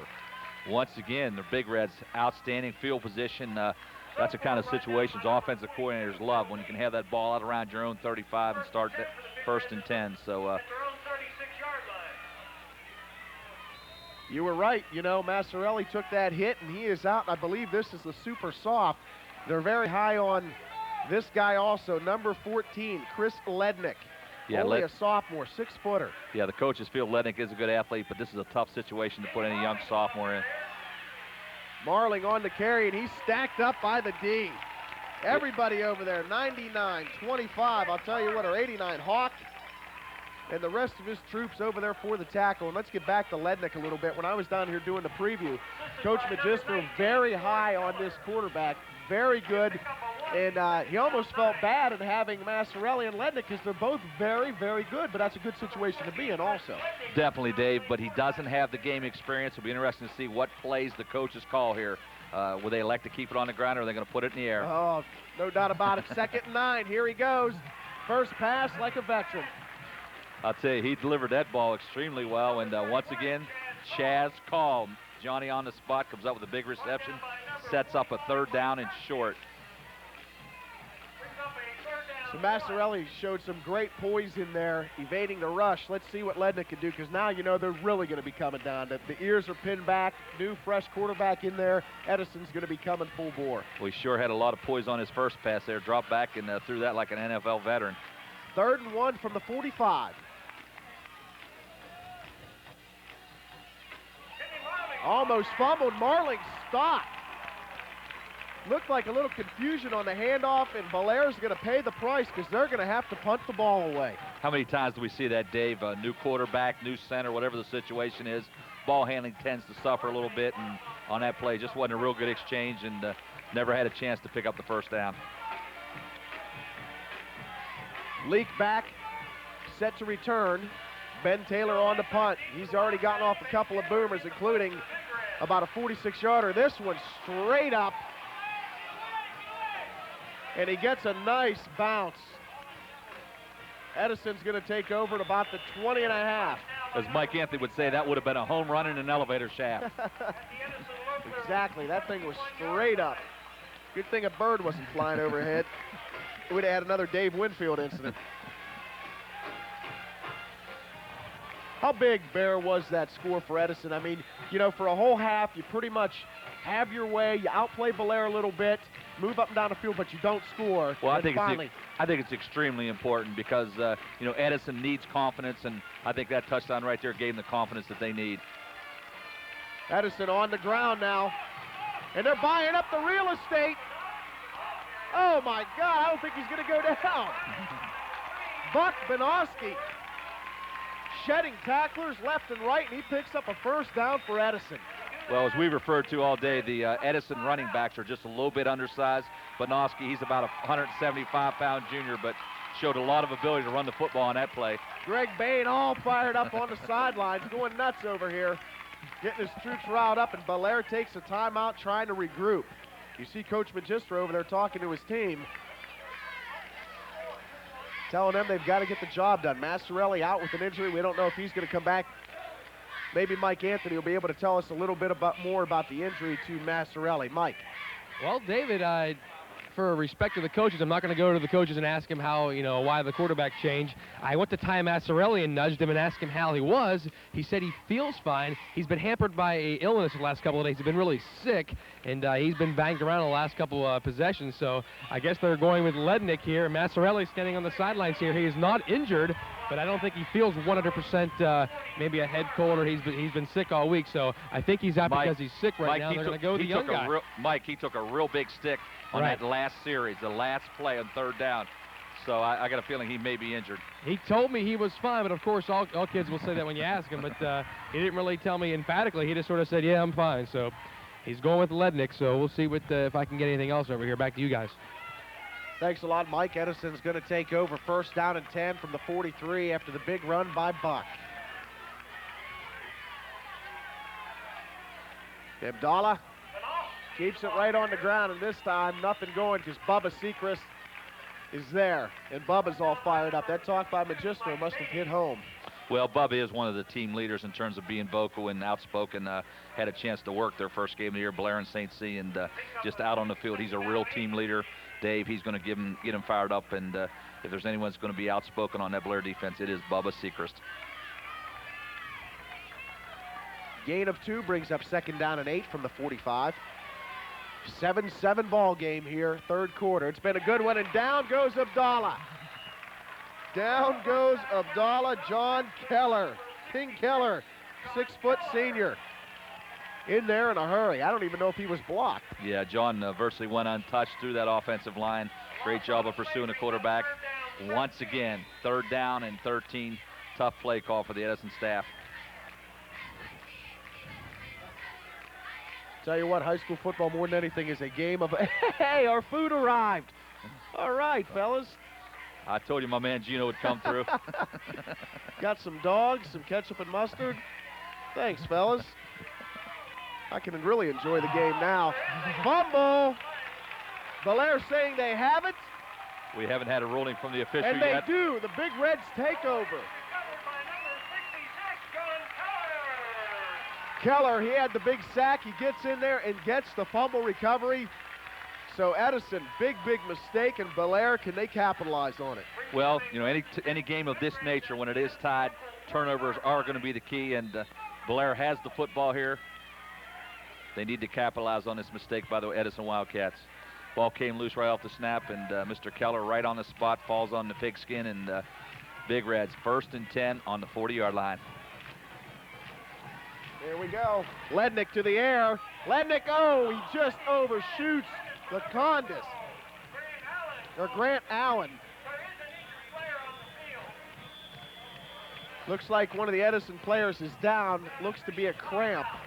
Tell you, Dave, timeout. I can see why the Bellaire coaching staff is high on Chris Lednick. He delivers that ball on a rope. I mean, that's just a line drive. Masciarelli tends to more lob the ball in and lay him out for the receivers, but on that play, it might have been better if he would have laid it out a little bit, but that ball was on a rope, 25 yards, and He has a live arm. We get a chance to see it here on the replay. Just a little bit overthrown. Grant Allen is a speedy receiver, but he couldn't catch up to that one. No, and I tell you what, I talked with Coach Magistro about his two quarterbacks, and Masciarelli tends to throw off his front foot, if you've noticed. You want a quarterback, they can't get a lot of power throwing off your front foot. You want to go back foot more. But if he gets the job done, who's going to correct it? You know, it's like Coach Bain said before the game. If Mickey Mantle had a hitch in his swing, who's going to tell him? Exactly. You know? So he gets the job done fine, and he has more of a touch on his ball. Now you got a guy like Lednick in there who has more zip, and now the defensive backs, where maybe they were used, they had their timing down of how hard the ball was coming. Now they've got to adjust to a faster ball coming in there. Well, that's exactly correct, Dave, and along the same lines, the receivers need to adjust. They don't have as much time to run under the football, so... And that's Billy Leak, I believe, down on the ground. And if it is, that's bad news for Edison. Yeah, I would expect it. I would expect, Dave, it's just a cramp or something of that nature, but it doesn't We appear hope. he's going to be out for a while. Bellaire, 2nd down and 10 from the 40. Lednick to the air. He's got a man open in the flat, and he hits him, and it's going to be close to a first down.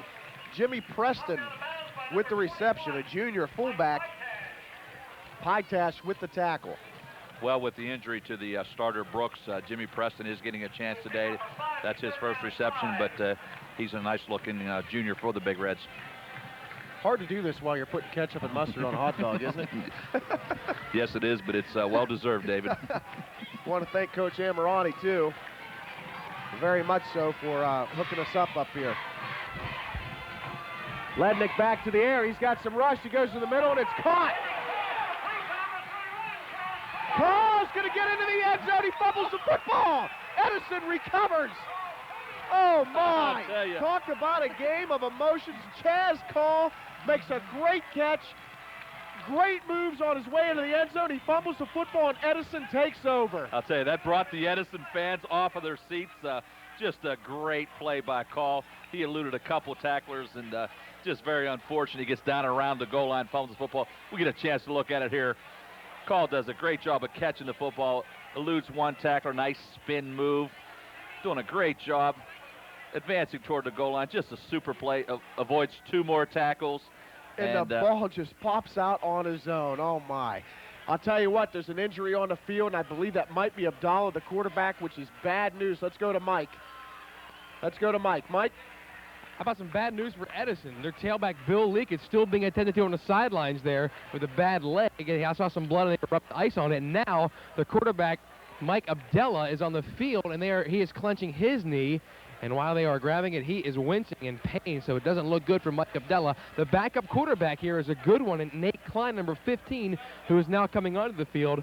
Abdallah has been in the game the whole way, taking nothing away from Klein. He should do a nice job, but Abdallah has been in the game, and this doesn't look very good. They're rubbing his knee, and he's wincing and grabbing the grass in pain here, so it looks like Abdallah is not going to be in for at least the series, and we'll see how bad that is, and I'll keep an eye on it here on the sideline. Back to you guys. Thanks a lot, Mike. We're going to take a look at it again. There is Call fumbling the football. There's Abdallah, comes in and recovers it. And I don't quite see what happened. Yeah, initially, he didn't scream with pain, so hopefully, because obviously if he heard it really bad, I would think that right off the bat, he would be screaming. Yeah. But, man, he's down with pain now. Yeah, we're getting another chance to look at it here, Dave, and his knee just appears to hit the turf, and he twists. So hopefully it's just a twist or something of that nature, but it also may be a matter of crimping. I noticed they're working on his leg and his knee, so let's hope the young man's all right. He's had an outstanding performance here in the early season for the Wildcats, but interesting enough, it may be a battle of attrition. Both teams are down to their second-team quarterbacks, so it may be a matter of which one of those two young fellas can come up big for their respective teams. You know, you look at the replay and you see his knee go straight down into the ground. And what may have happened is when you hit that knee flush like that on a kneecap, you have that patellar tendon there. Yeah. That hurts. And it almost feels like a stinger. We're going to get another. You see here, his kneecap goes directly into the ground. And like I said, that could be the patellar tendon. That hurts. If you've ever smacked kneecaps with somebody playing basketball or something, you know, that puts you out of commission for a while, and let's just hope he is all right, because I'll tell you what, he is a great, great player, a spark plug for this team, and they're carrying him off now Coach Bain there carrying off his quarterback, and that does not look good at all. Yeah, that's not a job that a head coach likes to perform, but they're going to get Mike, and the trainer will take a look at him, and hopefully that young man is okay. Nate Klein taking over, as Mike Anthony told you. So, Bear, I'll tell you what, in a big game like this where you're head-to-head with Bellaire, you can't afford any injury, yet alone your quarterback and your tailback, and they're both out right now. Nate's put in a real tough position here, first down and 10 on his own 5-yard line. Edison keeps it on the ground, picks up a couple. Banoski, so it's going to bring up second down and probably about 6 or 7. Well, I'm sure Edison's going to be conservative here and just keep the ball on the ground, but they'd like to pick up a first down or two and get out of the hole as we're the clock's ticking down the final seconds here of the third quarter. There's your score, 7-7 ball game. It's been a great one. I tell you what, a defensive battle, a lot of big plays on offense, but the defenses have really come up big and kept teams out of the end zone. So that is the end of our third quarter. 7-7 game. Couple of key injuries. Bellaire loses their quarterback, Masciarelli, Abdallah, and Leak out for Edison. So who knows what's going to happen in this last quarter. 7-7 game. We'll be right back.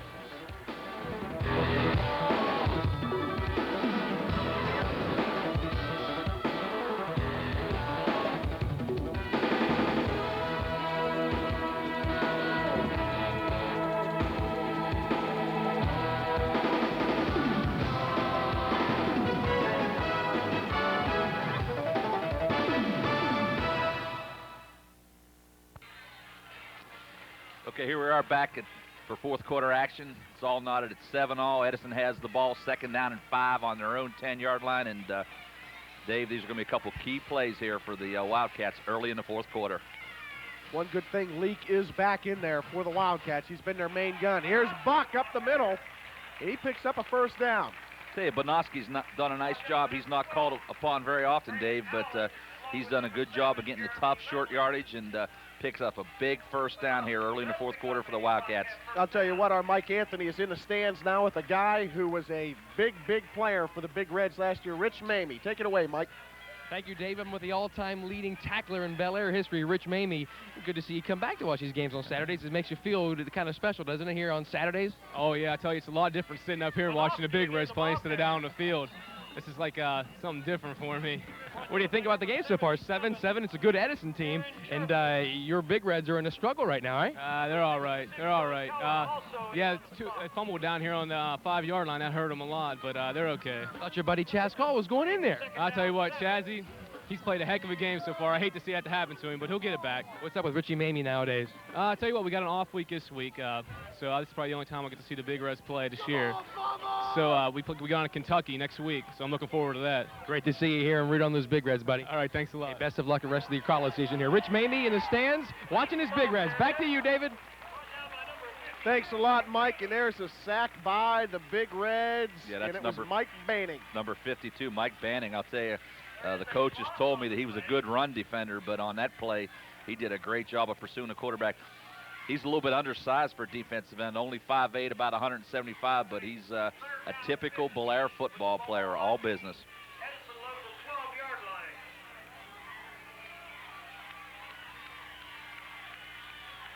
So it brings up third down and 15 from the Edison 12. The handoff to Leak, and he's taken down with a nice open field tackle there in the flat. Once again, Chaz Call, we just talked about him. He made the big play. Unfortunately, he had the foam recovery, but as most of these Big Reds, 7 or 8 of them go both ways, so he's called upon from that middle linebacker position, picks up a key tackle, sets up a 4th and 15, and or 4th and 13, and Edison's going to have to kick the ball away, Dave. Tell you what, from a coach's standpoint, you see an open field tackle like that, call going right around the ankles, and that's exactly what you want. A lot of people try to tackle high in that situation. More often than not, you get shed, and the guy picks up big yardage. Well, we've seen a lot of that on the same field 2 weeks ago. Team attempted to tackle Boder high, and it just couldn't be done. Marling gets the punt, runs into his own player, and he's going to be lassoed, but Bellaire is going to take over in excellent field position at the Edison 40-yard line. Yeah, once again, it looks like the youngster Leddig's going to come on to lead the Big Reds, and looks like we have a Big Red down on the turf, Dave. want to take this time, too. We also thank Coach Ammirati for bringing us some food. I also want to thank John Enrietto from the News Herald up at Steubenville for giving us some stats at the halftime. So thanks a lot, John, with your stats. Helped us out a lot. Now, the injured player, we're trying to find out who it is. Yeah, it's number 45 for Bellaire. Yeah, that's a sophomore, Justin Lagun. He's a 5'11", 180-pound sophomore, and unfortunately he's down on the turf, and he's a special team player for Coach Ed Miller and the Big Reds, and let's hope he's okay. I'll tell you what, right now, Abdallah, they're working on him down there. We're going to try to get a shot of him on the sidelines, the quarterback from Edison. Mike, what's going on down there? The field. As they take the Bellaire injured player off the field, we have an injury report on the Edison quarterback, Mike Abdallah.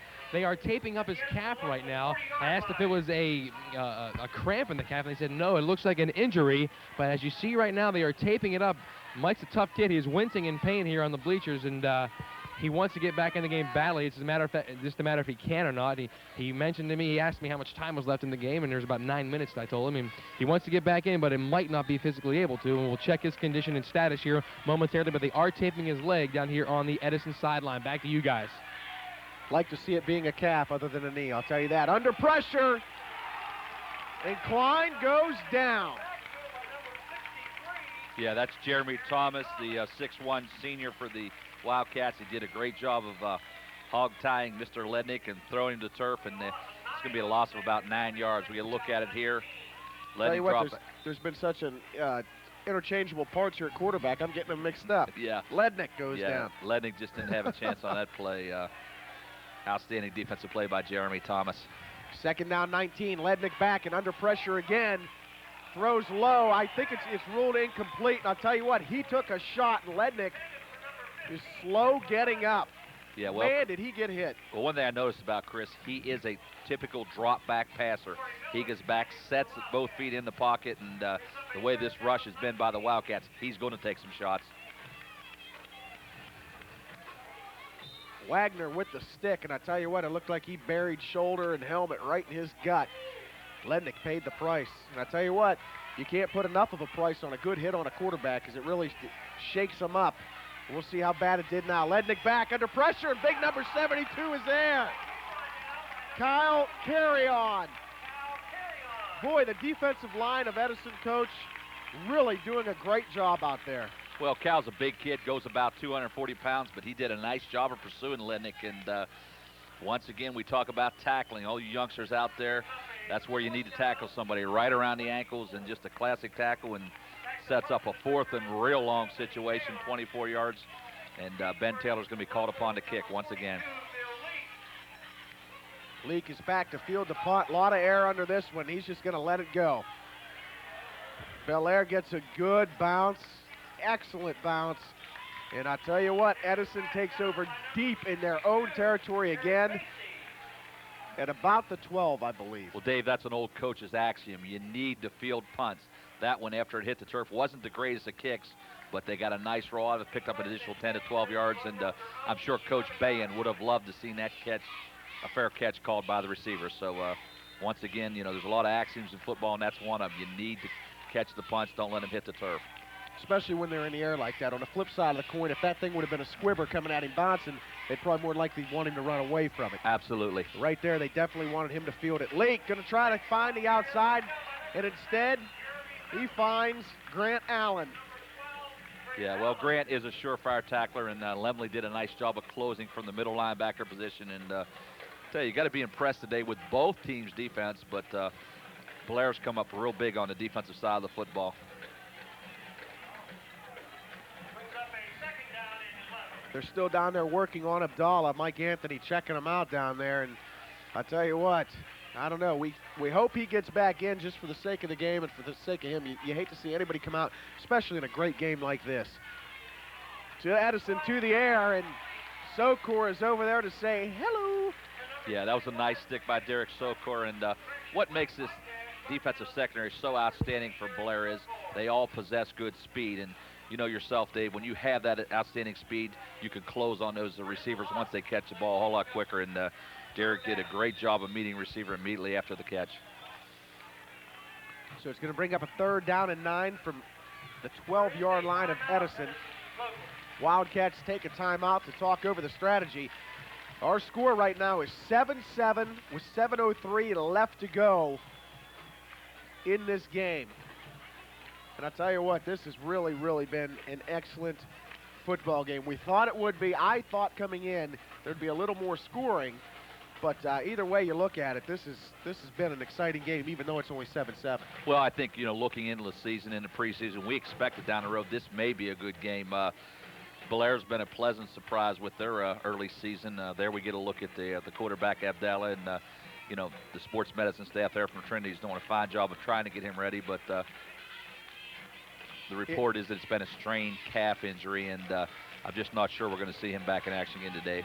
And I tell you what, he was doing such a great job on those rollouts and play actions. You can tell what kind of an athlete he is. He moves real well when he kept the ball, picked up good yardage, and when he threw the football. And hopefully he's going to be all right and get back in there. Yeah, and more importantly for the rest of the season, it's still obviously real early in the season. It's only the third week, and if Edison is going to have success, they do play a very competitive schedule. They're going to need that young man in the lineup, and we certainly hope he's okay and at least ready to go next week. Bellaire players trying to get their fans fired up, and it looks like it's working. Crowd over there on their feet, most of them in the bleachers on the Bellaire side. And here we go. 3rd down and 9. Big play here for the Wildcats and the Big Reds. Let's see who makes it. Edison to the air under pressure, out in the flat, completed, 1st down. Great reception out there in the flat. Klein hooks up with Corey Miller. Boy, that was huge. Dave, I'll tell you what, you have excellent eyesight. You called that a 1st down. It's by the length of the football, but great job by the receiver of finding the stick and getting the 1st down. So they pick it up by about the length of the football, and young Mr. Klein, he's getting his baptism under fire, but they pick up a very important 1st down there, and with 6:55 on the clock, it's getting down to crunch time, David. Great play by Corey Miller. You don't realize that you got to worry about catching the ball, number one, worrying about the sticks, worry about getting hit, and also getting your feet in. He did all of them. Yeah, I see. Here goes Leak, and he is met strong. Grant Allen, one of the captains on this team, showing you why. He comes up with the big hit. Well, Grant probably is one of the better tacklers on the Big Red squad, and he's another one of those fast cornerbacks that can close on the football. I noticed my buddy Michael Anthony down there talking to Sam Fornsaglio, the head coach of the Indian Creek team, and I'll tell you, they're off to a fine start in this 96 season. Well, I went up and did Indian Creek's preview, and Sam told me he could field a line that averages 280. That's unbelievable in high school football. Here we go, back to the air. Edison looking for a man. Overthrown. Quite frankly, Klein did a great job of getting rid of that football, and it was overthrown, but he avoided a big loss. Unfortunately, it's going to set up a 3rd down and about 13 situation. So if Edison has a play for that situation, they need to reach into their playbook, and they don't want to turn the ball over to Bellaire with 6 minutes remaining on the clock. No, not at all. Klein was looking for Pytash there, and they couldn't connect. As Bear just said, brings up 3rd down and 13 from their own 19. So they converted big last time on 3rd down. They went to Corey Miller, number 19. Let's see if they go back to the well once again.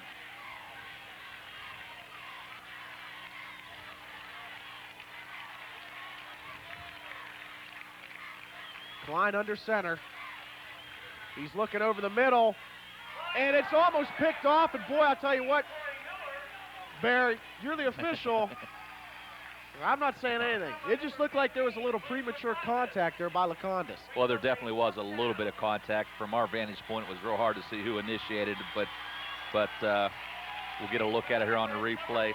Nate Klein does a nice job of delivering the football right down the middle, and unfortunately, we don't see any of the contact on TV, but I'm not sure who initiated that contact, Dave. The referee or the back judge was right there looking straight at the play, so I'm going to assume it was ruled incidental contact and no call, and the Edison Wildcats are going to have to punt from their own 19-yard line. Well, Lekanudos has just as much right to the football as a receiver, but he can't go through the receiver to get to it. That's correct, and I think you would have made a good call on that play. Oh, and it's a fumble, and Edison recovers. Wow, in a game of big breaks, Edison just got one. Timmy Marling fair catches it, but he didn't catch it. It's recovered by big number 75 for Edison.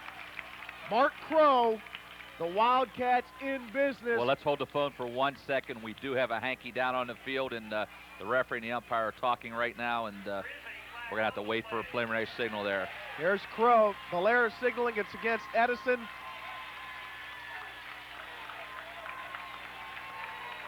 And the indication is that it is. What's the call there, Bear? Well, it looked like the umpire had a head slap. I believe that was a signal given by the referee, Chuck Taskelines, and Coach Bain is not going to be happy with this call. He's on There's the field. no question about it. Coach Bain is on the field, pleading his case right now. Bellaire fans happy. That man down there in the bottom of the screen is not at all. Yeah, I would say livid may be an adequate description, but unfortunately, that was a real big break for the Wildcats. They would have had the ball first down on their own 43-yard line. Still a long way to go, but they would have had the football. Unfortunately, it's going to set up a 4th and real long situation. It was a head slap. That was the call. What an inopportune time to do that. I'll tell you what, really, there's not an opportune time to do a head slap, but yeah, man, oh man, you get a big break like that. Away from home, you're 2-0 going against 2-0 Bellaire, a powerhouse at their home stadium. You get a big break, and then something like that pulls it right back out of your hands. Yeah, that's not one that Coach Bain's going to forget for a long, long time. Edison on the punt again. Another flag on the field. The laundry is out.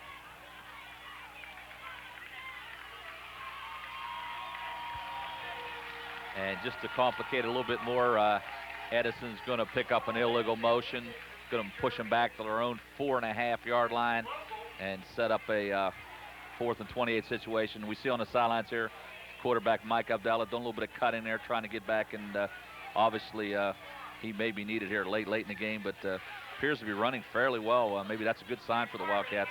Coach Bain fired up, trying to get his troops fired up. He needs his quarterback back in there, and he needs a heck of a punt here. He's not going to get it. Lekanudos, or actually that was Grant Allen who fields it. And I think in that situation, Bear, you say Coach wants you to catch it. If you're going to do that, you better fair catch it, because he could have really got leveled there and turned the ball right over again. Yeah, Grant definitely took a big chance there, and needless to say, that's a tremendous turnaround here, and the Big Reds have the ball 1st down and 10 on the Edison 25-yard line, and Edison needs to call upon their defense to come up with a big stop here. 5:40 left to go in this one here on News Channel 7. We have a 7-7 game. The Big Reds in business. They're going to keep it on the ground to Lekanudos, and he's not going to go anywhere. Well, guess who? We called him all day. Yeah, Bobby's done a nice job. Vahalik's done a nice job from that linebacker position of playing defense, and Ty Masciarelli, the starting quarterback, back in for the Big Reds. So maybe here in the last 5 minutes of the game, we'll see both starting quarterbacks return to action.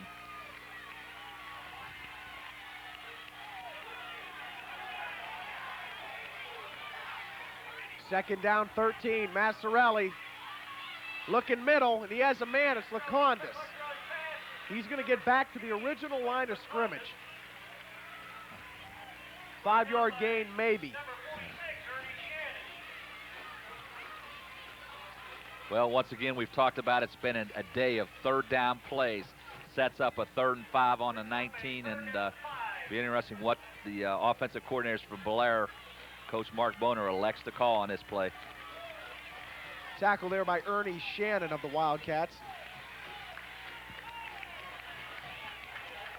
Big play here, 3rd down and 5 from the 19. Ben Taylor, Lekanudos in the backfield. Masciarelli rolling out, feeling backside pressure, going end zone. Almost caught, picked off, and then caught. 3 people had a shot at that one, 2 by Bellaire. Well, it's going to set up an interesting situation. Big decision for Coach Magistro. It's 4th down and 5 on the 19-yard line. Will we elect to go for it, or will we elect to call upon the freshman, give him a chance to boot what is a pretty long field goal? What do you do here? I think I'd probably go for it, and it's still going to keep Edison in bad field position. It would be about a 36-yard kick, and that's a pretty long kick for a freshman kicker. So I think Magistro's going to roll the dice, try to pick up the 1st down. Taylor and Lekanudos in the backfield. Masciarelli going over the middle. It's complete. But is it enough?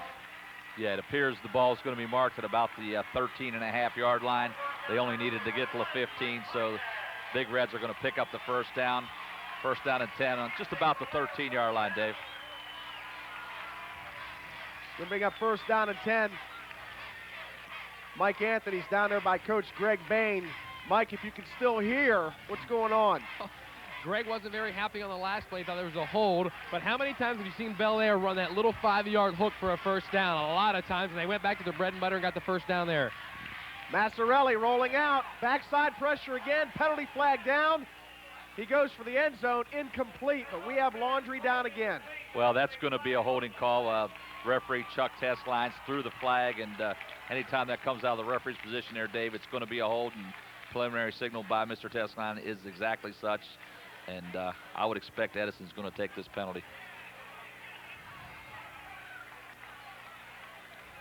I'll tell you what, Bear, we really have to give credit to these defenses on both sides of the ball. They've bent, but rarely have they broken. Each one time for each one of them. Yeah, there's been just a couple of big plays throughout the game, and as we said, that 10-yard penalty is going to be marked off from the spot of the foul, so it's going to push it all the way back. It appears to be about the 32-yard line, and they need to get down to about the 3, so it's going to set up a first, and I would say about 29, David.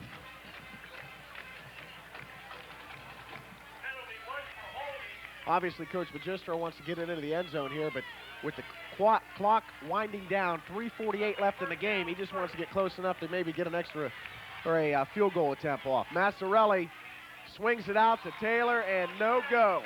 Not enough on it. Yeah, it appeared. Actually, it was intended for Socor. Yeah, it appeared Derek had some, or DJ had an opportunity to run with that football, but unfortunately, Ty just underthrew a little bit and sets up another interesting play call with 2nd and 29.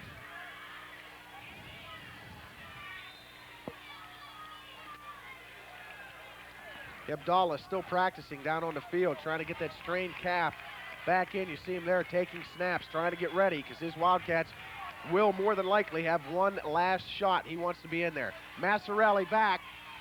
Masciarelli looking for the corner, and he overshoots it. Out there for Grant Allen, but a little too much on it.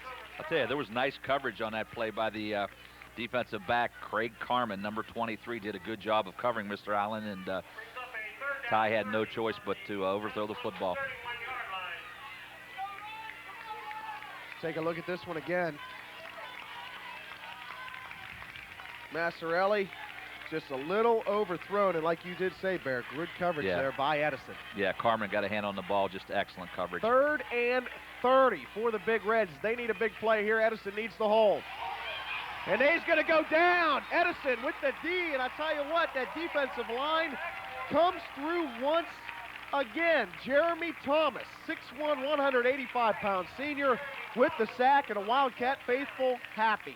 Yeah, well, we've talked all day. You know, Edison has had constant pressure upon Mr. Masciarelli, and we see it here.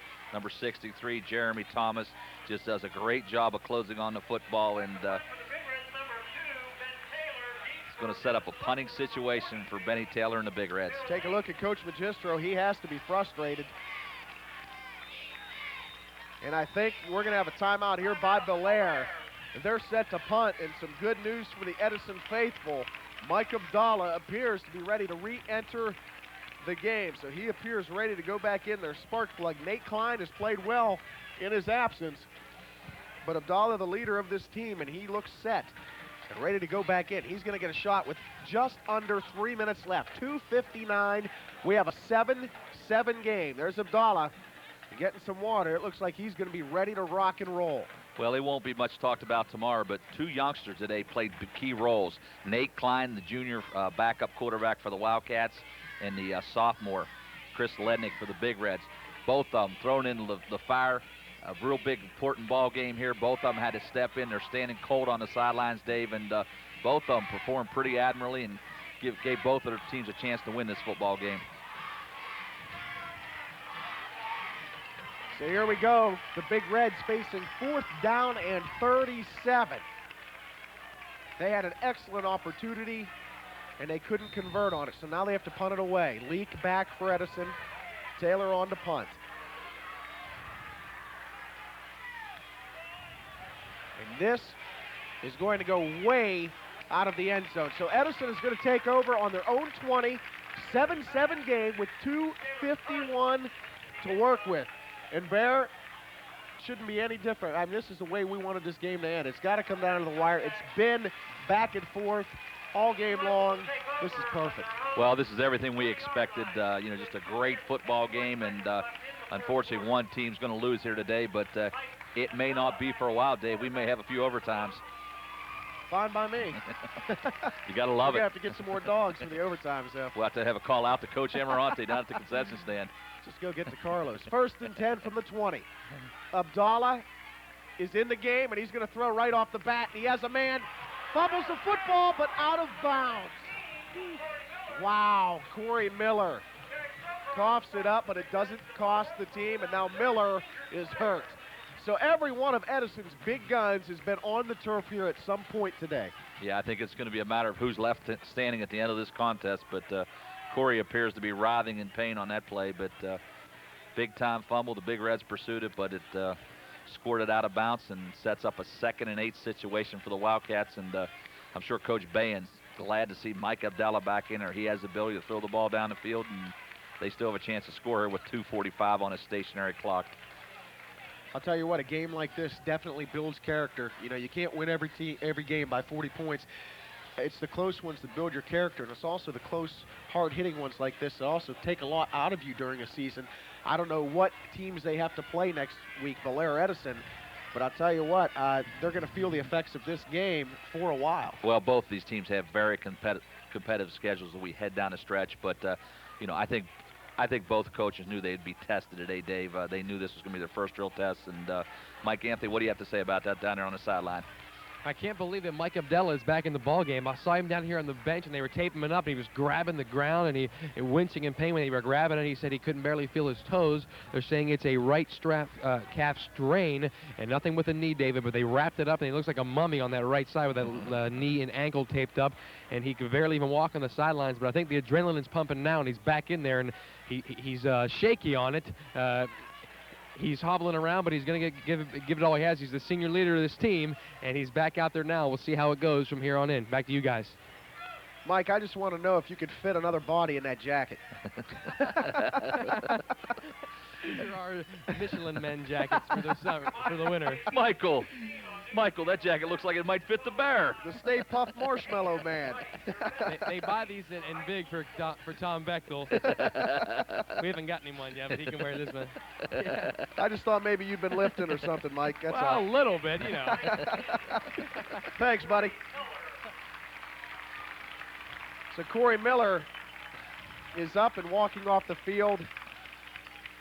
That's a nice sight to see. Yeah, it appears he may have just had a leg cramp the way he's walking a little stiff-legged there, David. So hopefully that's a good sign. Just get a little bit of fluids in him and he'll be ready to go. But never like to see any of these young men injured. Here we go. 2nd down and 8. 2:45 left to go in the game. 7-7 contest. Edison with the football. Abdallah under center. And we've got some penalty flags.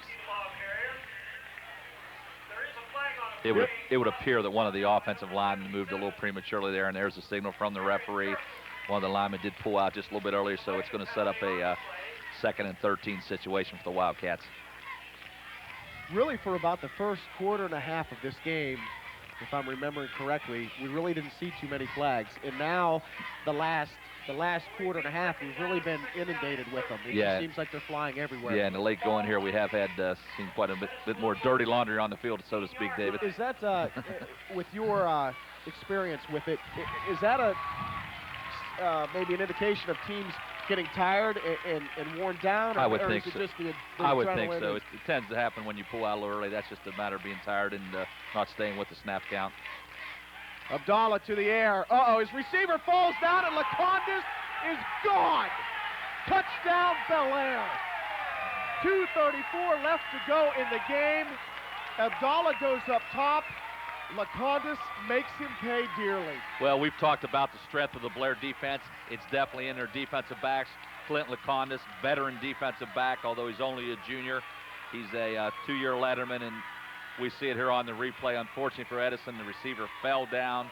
Lekanudos is Johnny on the spot, picks it off. We see the receiver on the turf, and Clint had clear sailing to the end zone, and that's the easiest touchdown he's ever going to score. So in a game of big plays, Bellaire pulls off another one. They're on for the extra point try. That thing was drilled. The holder on that extra point, Dave, was sophomore Nathan Brinker. He's the son of Coach Terry Brinker down at Bellaire, and he gets a chance to get into the lineup there on the special teams. Our score right now, 14-7 Bellaire, 2:34 left to go in the game, but don't count this guy and his team out. I'm telling you right now, Edison has another shot. The Bellaire fans on their feet, very happy, but the Edison Wildcats have showed guts all game long, and they could get the job done. They have 2:34 to do it. Lekanudos took that interception back 24 yards for the touchdown.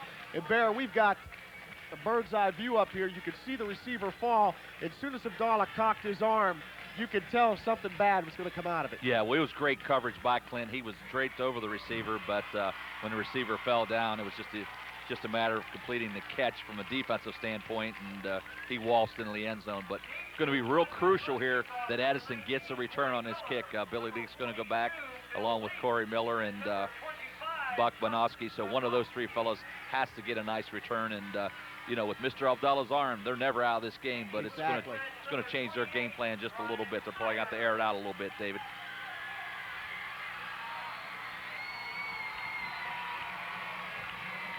So here we go. Bellaire up 14-7, 2:34 left to go in the game. Last chance for the Wildcats. They need a good return right here. And they could get it because there's a path out there. Miller takes it back to about there, I believe, the 30, isn't it? I believe that's the 35. 35? But nice return. Edison's in good field position. Plenty of time, 2:27 on the clock. So they need to move a few sticks here and get down in scoring range.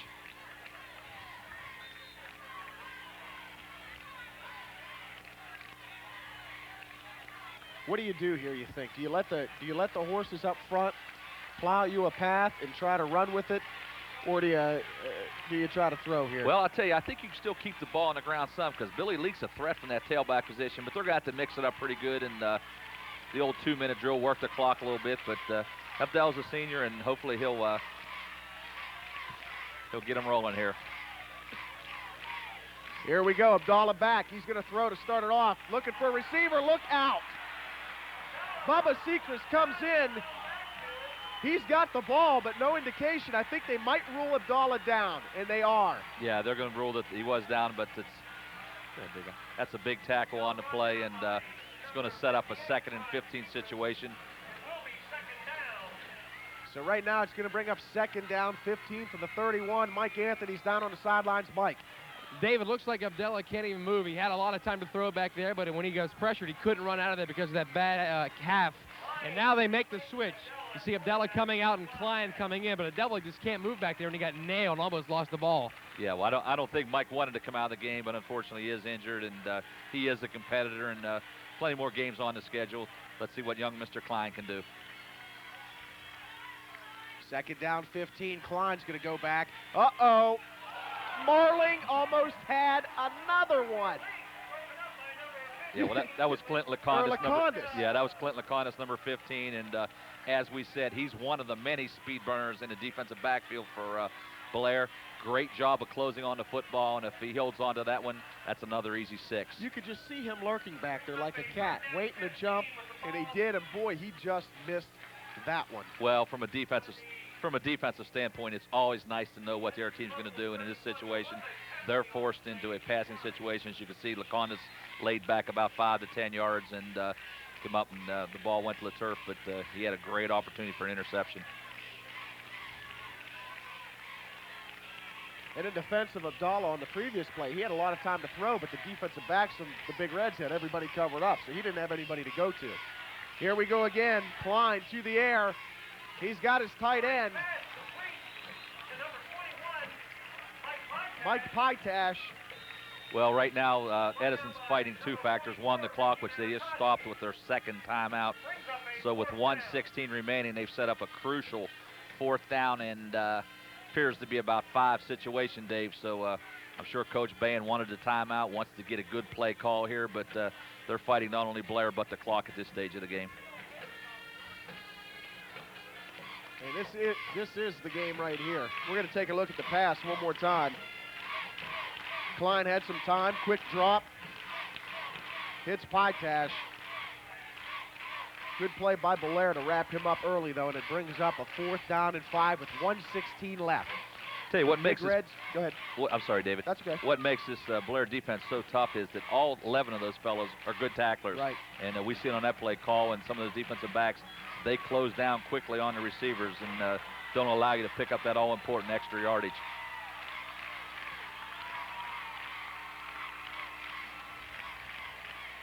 Fourth down and 5.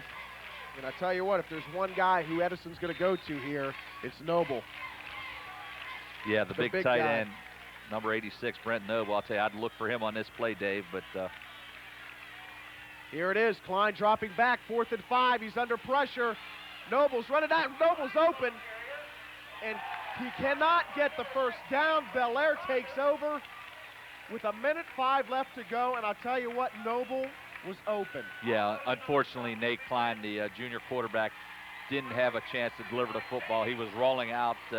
Really, he was under heavy pursuit, didn't have a chance to stop and deliver the football, and I know he's the most disgusted man on the field right now. I can see him down on the sidelines, but unfortunately, he just didn't have a chance to stop and deliver the football because Brent was open momentarily and would have been a big pickup, but Bellaire comes up with a big stop, and all they need to do is run the clock out with 1:04 remaining in the 4th quarter.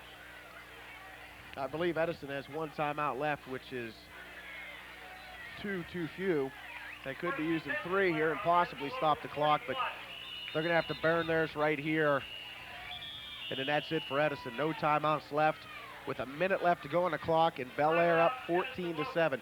I'll tell you what, you hate to single anybody out. A lot of guys had solid games out here, but if you had to pick one guy from each team, Bear, who would you give your player of the game award to? Well, it's tough.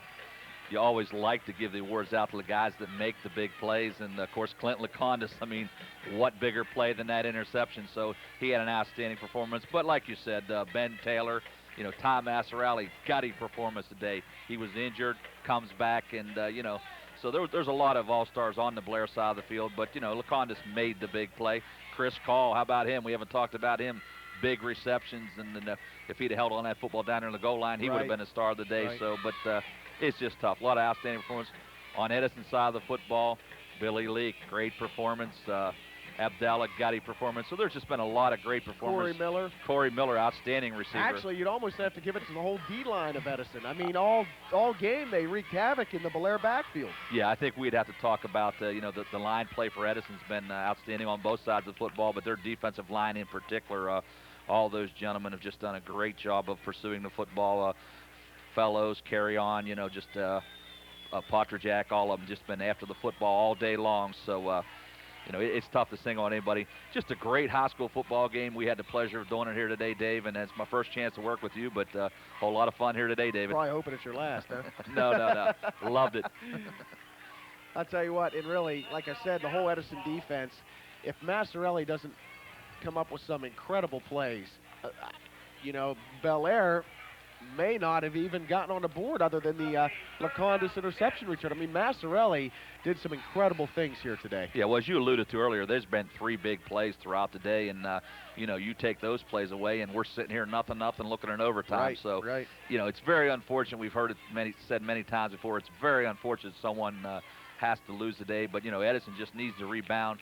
They have an opportunity for an outstanding season. They can't let this loss put a damper on their season. Bellaire, on the other hand, who would expect it? 3-0 at this young stage of the season. They got a tough one coming up next week. West Holmes comes into town for a Saturday afternoon game, and a lot of football yet to be played, but I hope all the games are as good as the one we've seen here today, David. Oh, exactly. As you see the players walking off the field, this one is, as they say, history. Your final score, Bellaire 14, Edison 7, and a good one. We're going to go to a break, and we will be right back.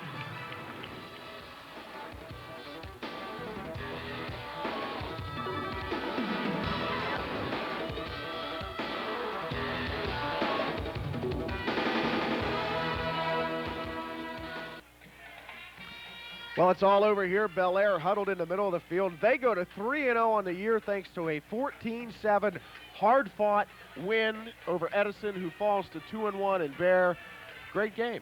Great game. What else can we say? It was an outstanding game. You know, Blaire's got to be extremely pleased. 3-0 on this young season, and you know, it's the roll Big Red. They're still rolling on. But on the other hand, my heart goes out to Greg Bay, and the Edison Wildcats just played a great game here today. Could have won, but unfortunately one big turnover late in the game sealed their fate. That's exactly right. Well, for Bear Bechtel, Mike Anthony, I'm David Bloomquist. For the whole News Channel 7 crew, we're going to take one more break, and then we will come back to say goodbye.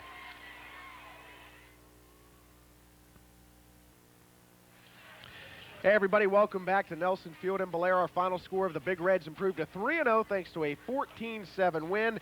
And I want to thank the following people for doing another excellent job here at News Channel 7. Jerry Case, Chris Stillion, Chris Kanicki on the cameras, Bud Gilson, Jeff Hayback, Vernon Lawyer, David Slide, Jim Abraham, Ruth Maraki, and Grant Fletcher. Hey, we had a great time. Catch us tonight. Catch us all the time. News Channel 7 is where your best sports is. See you later.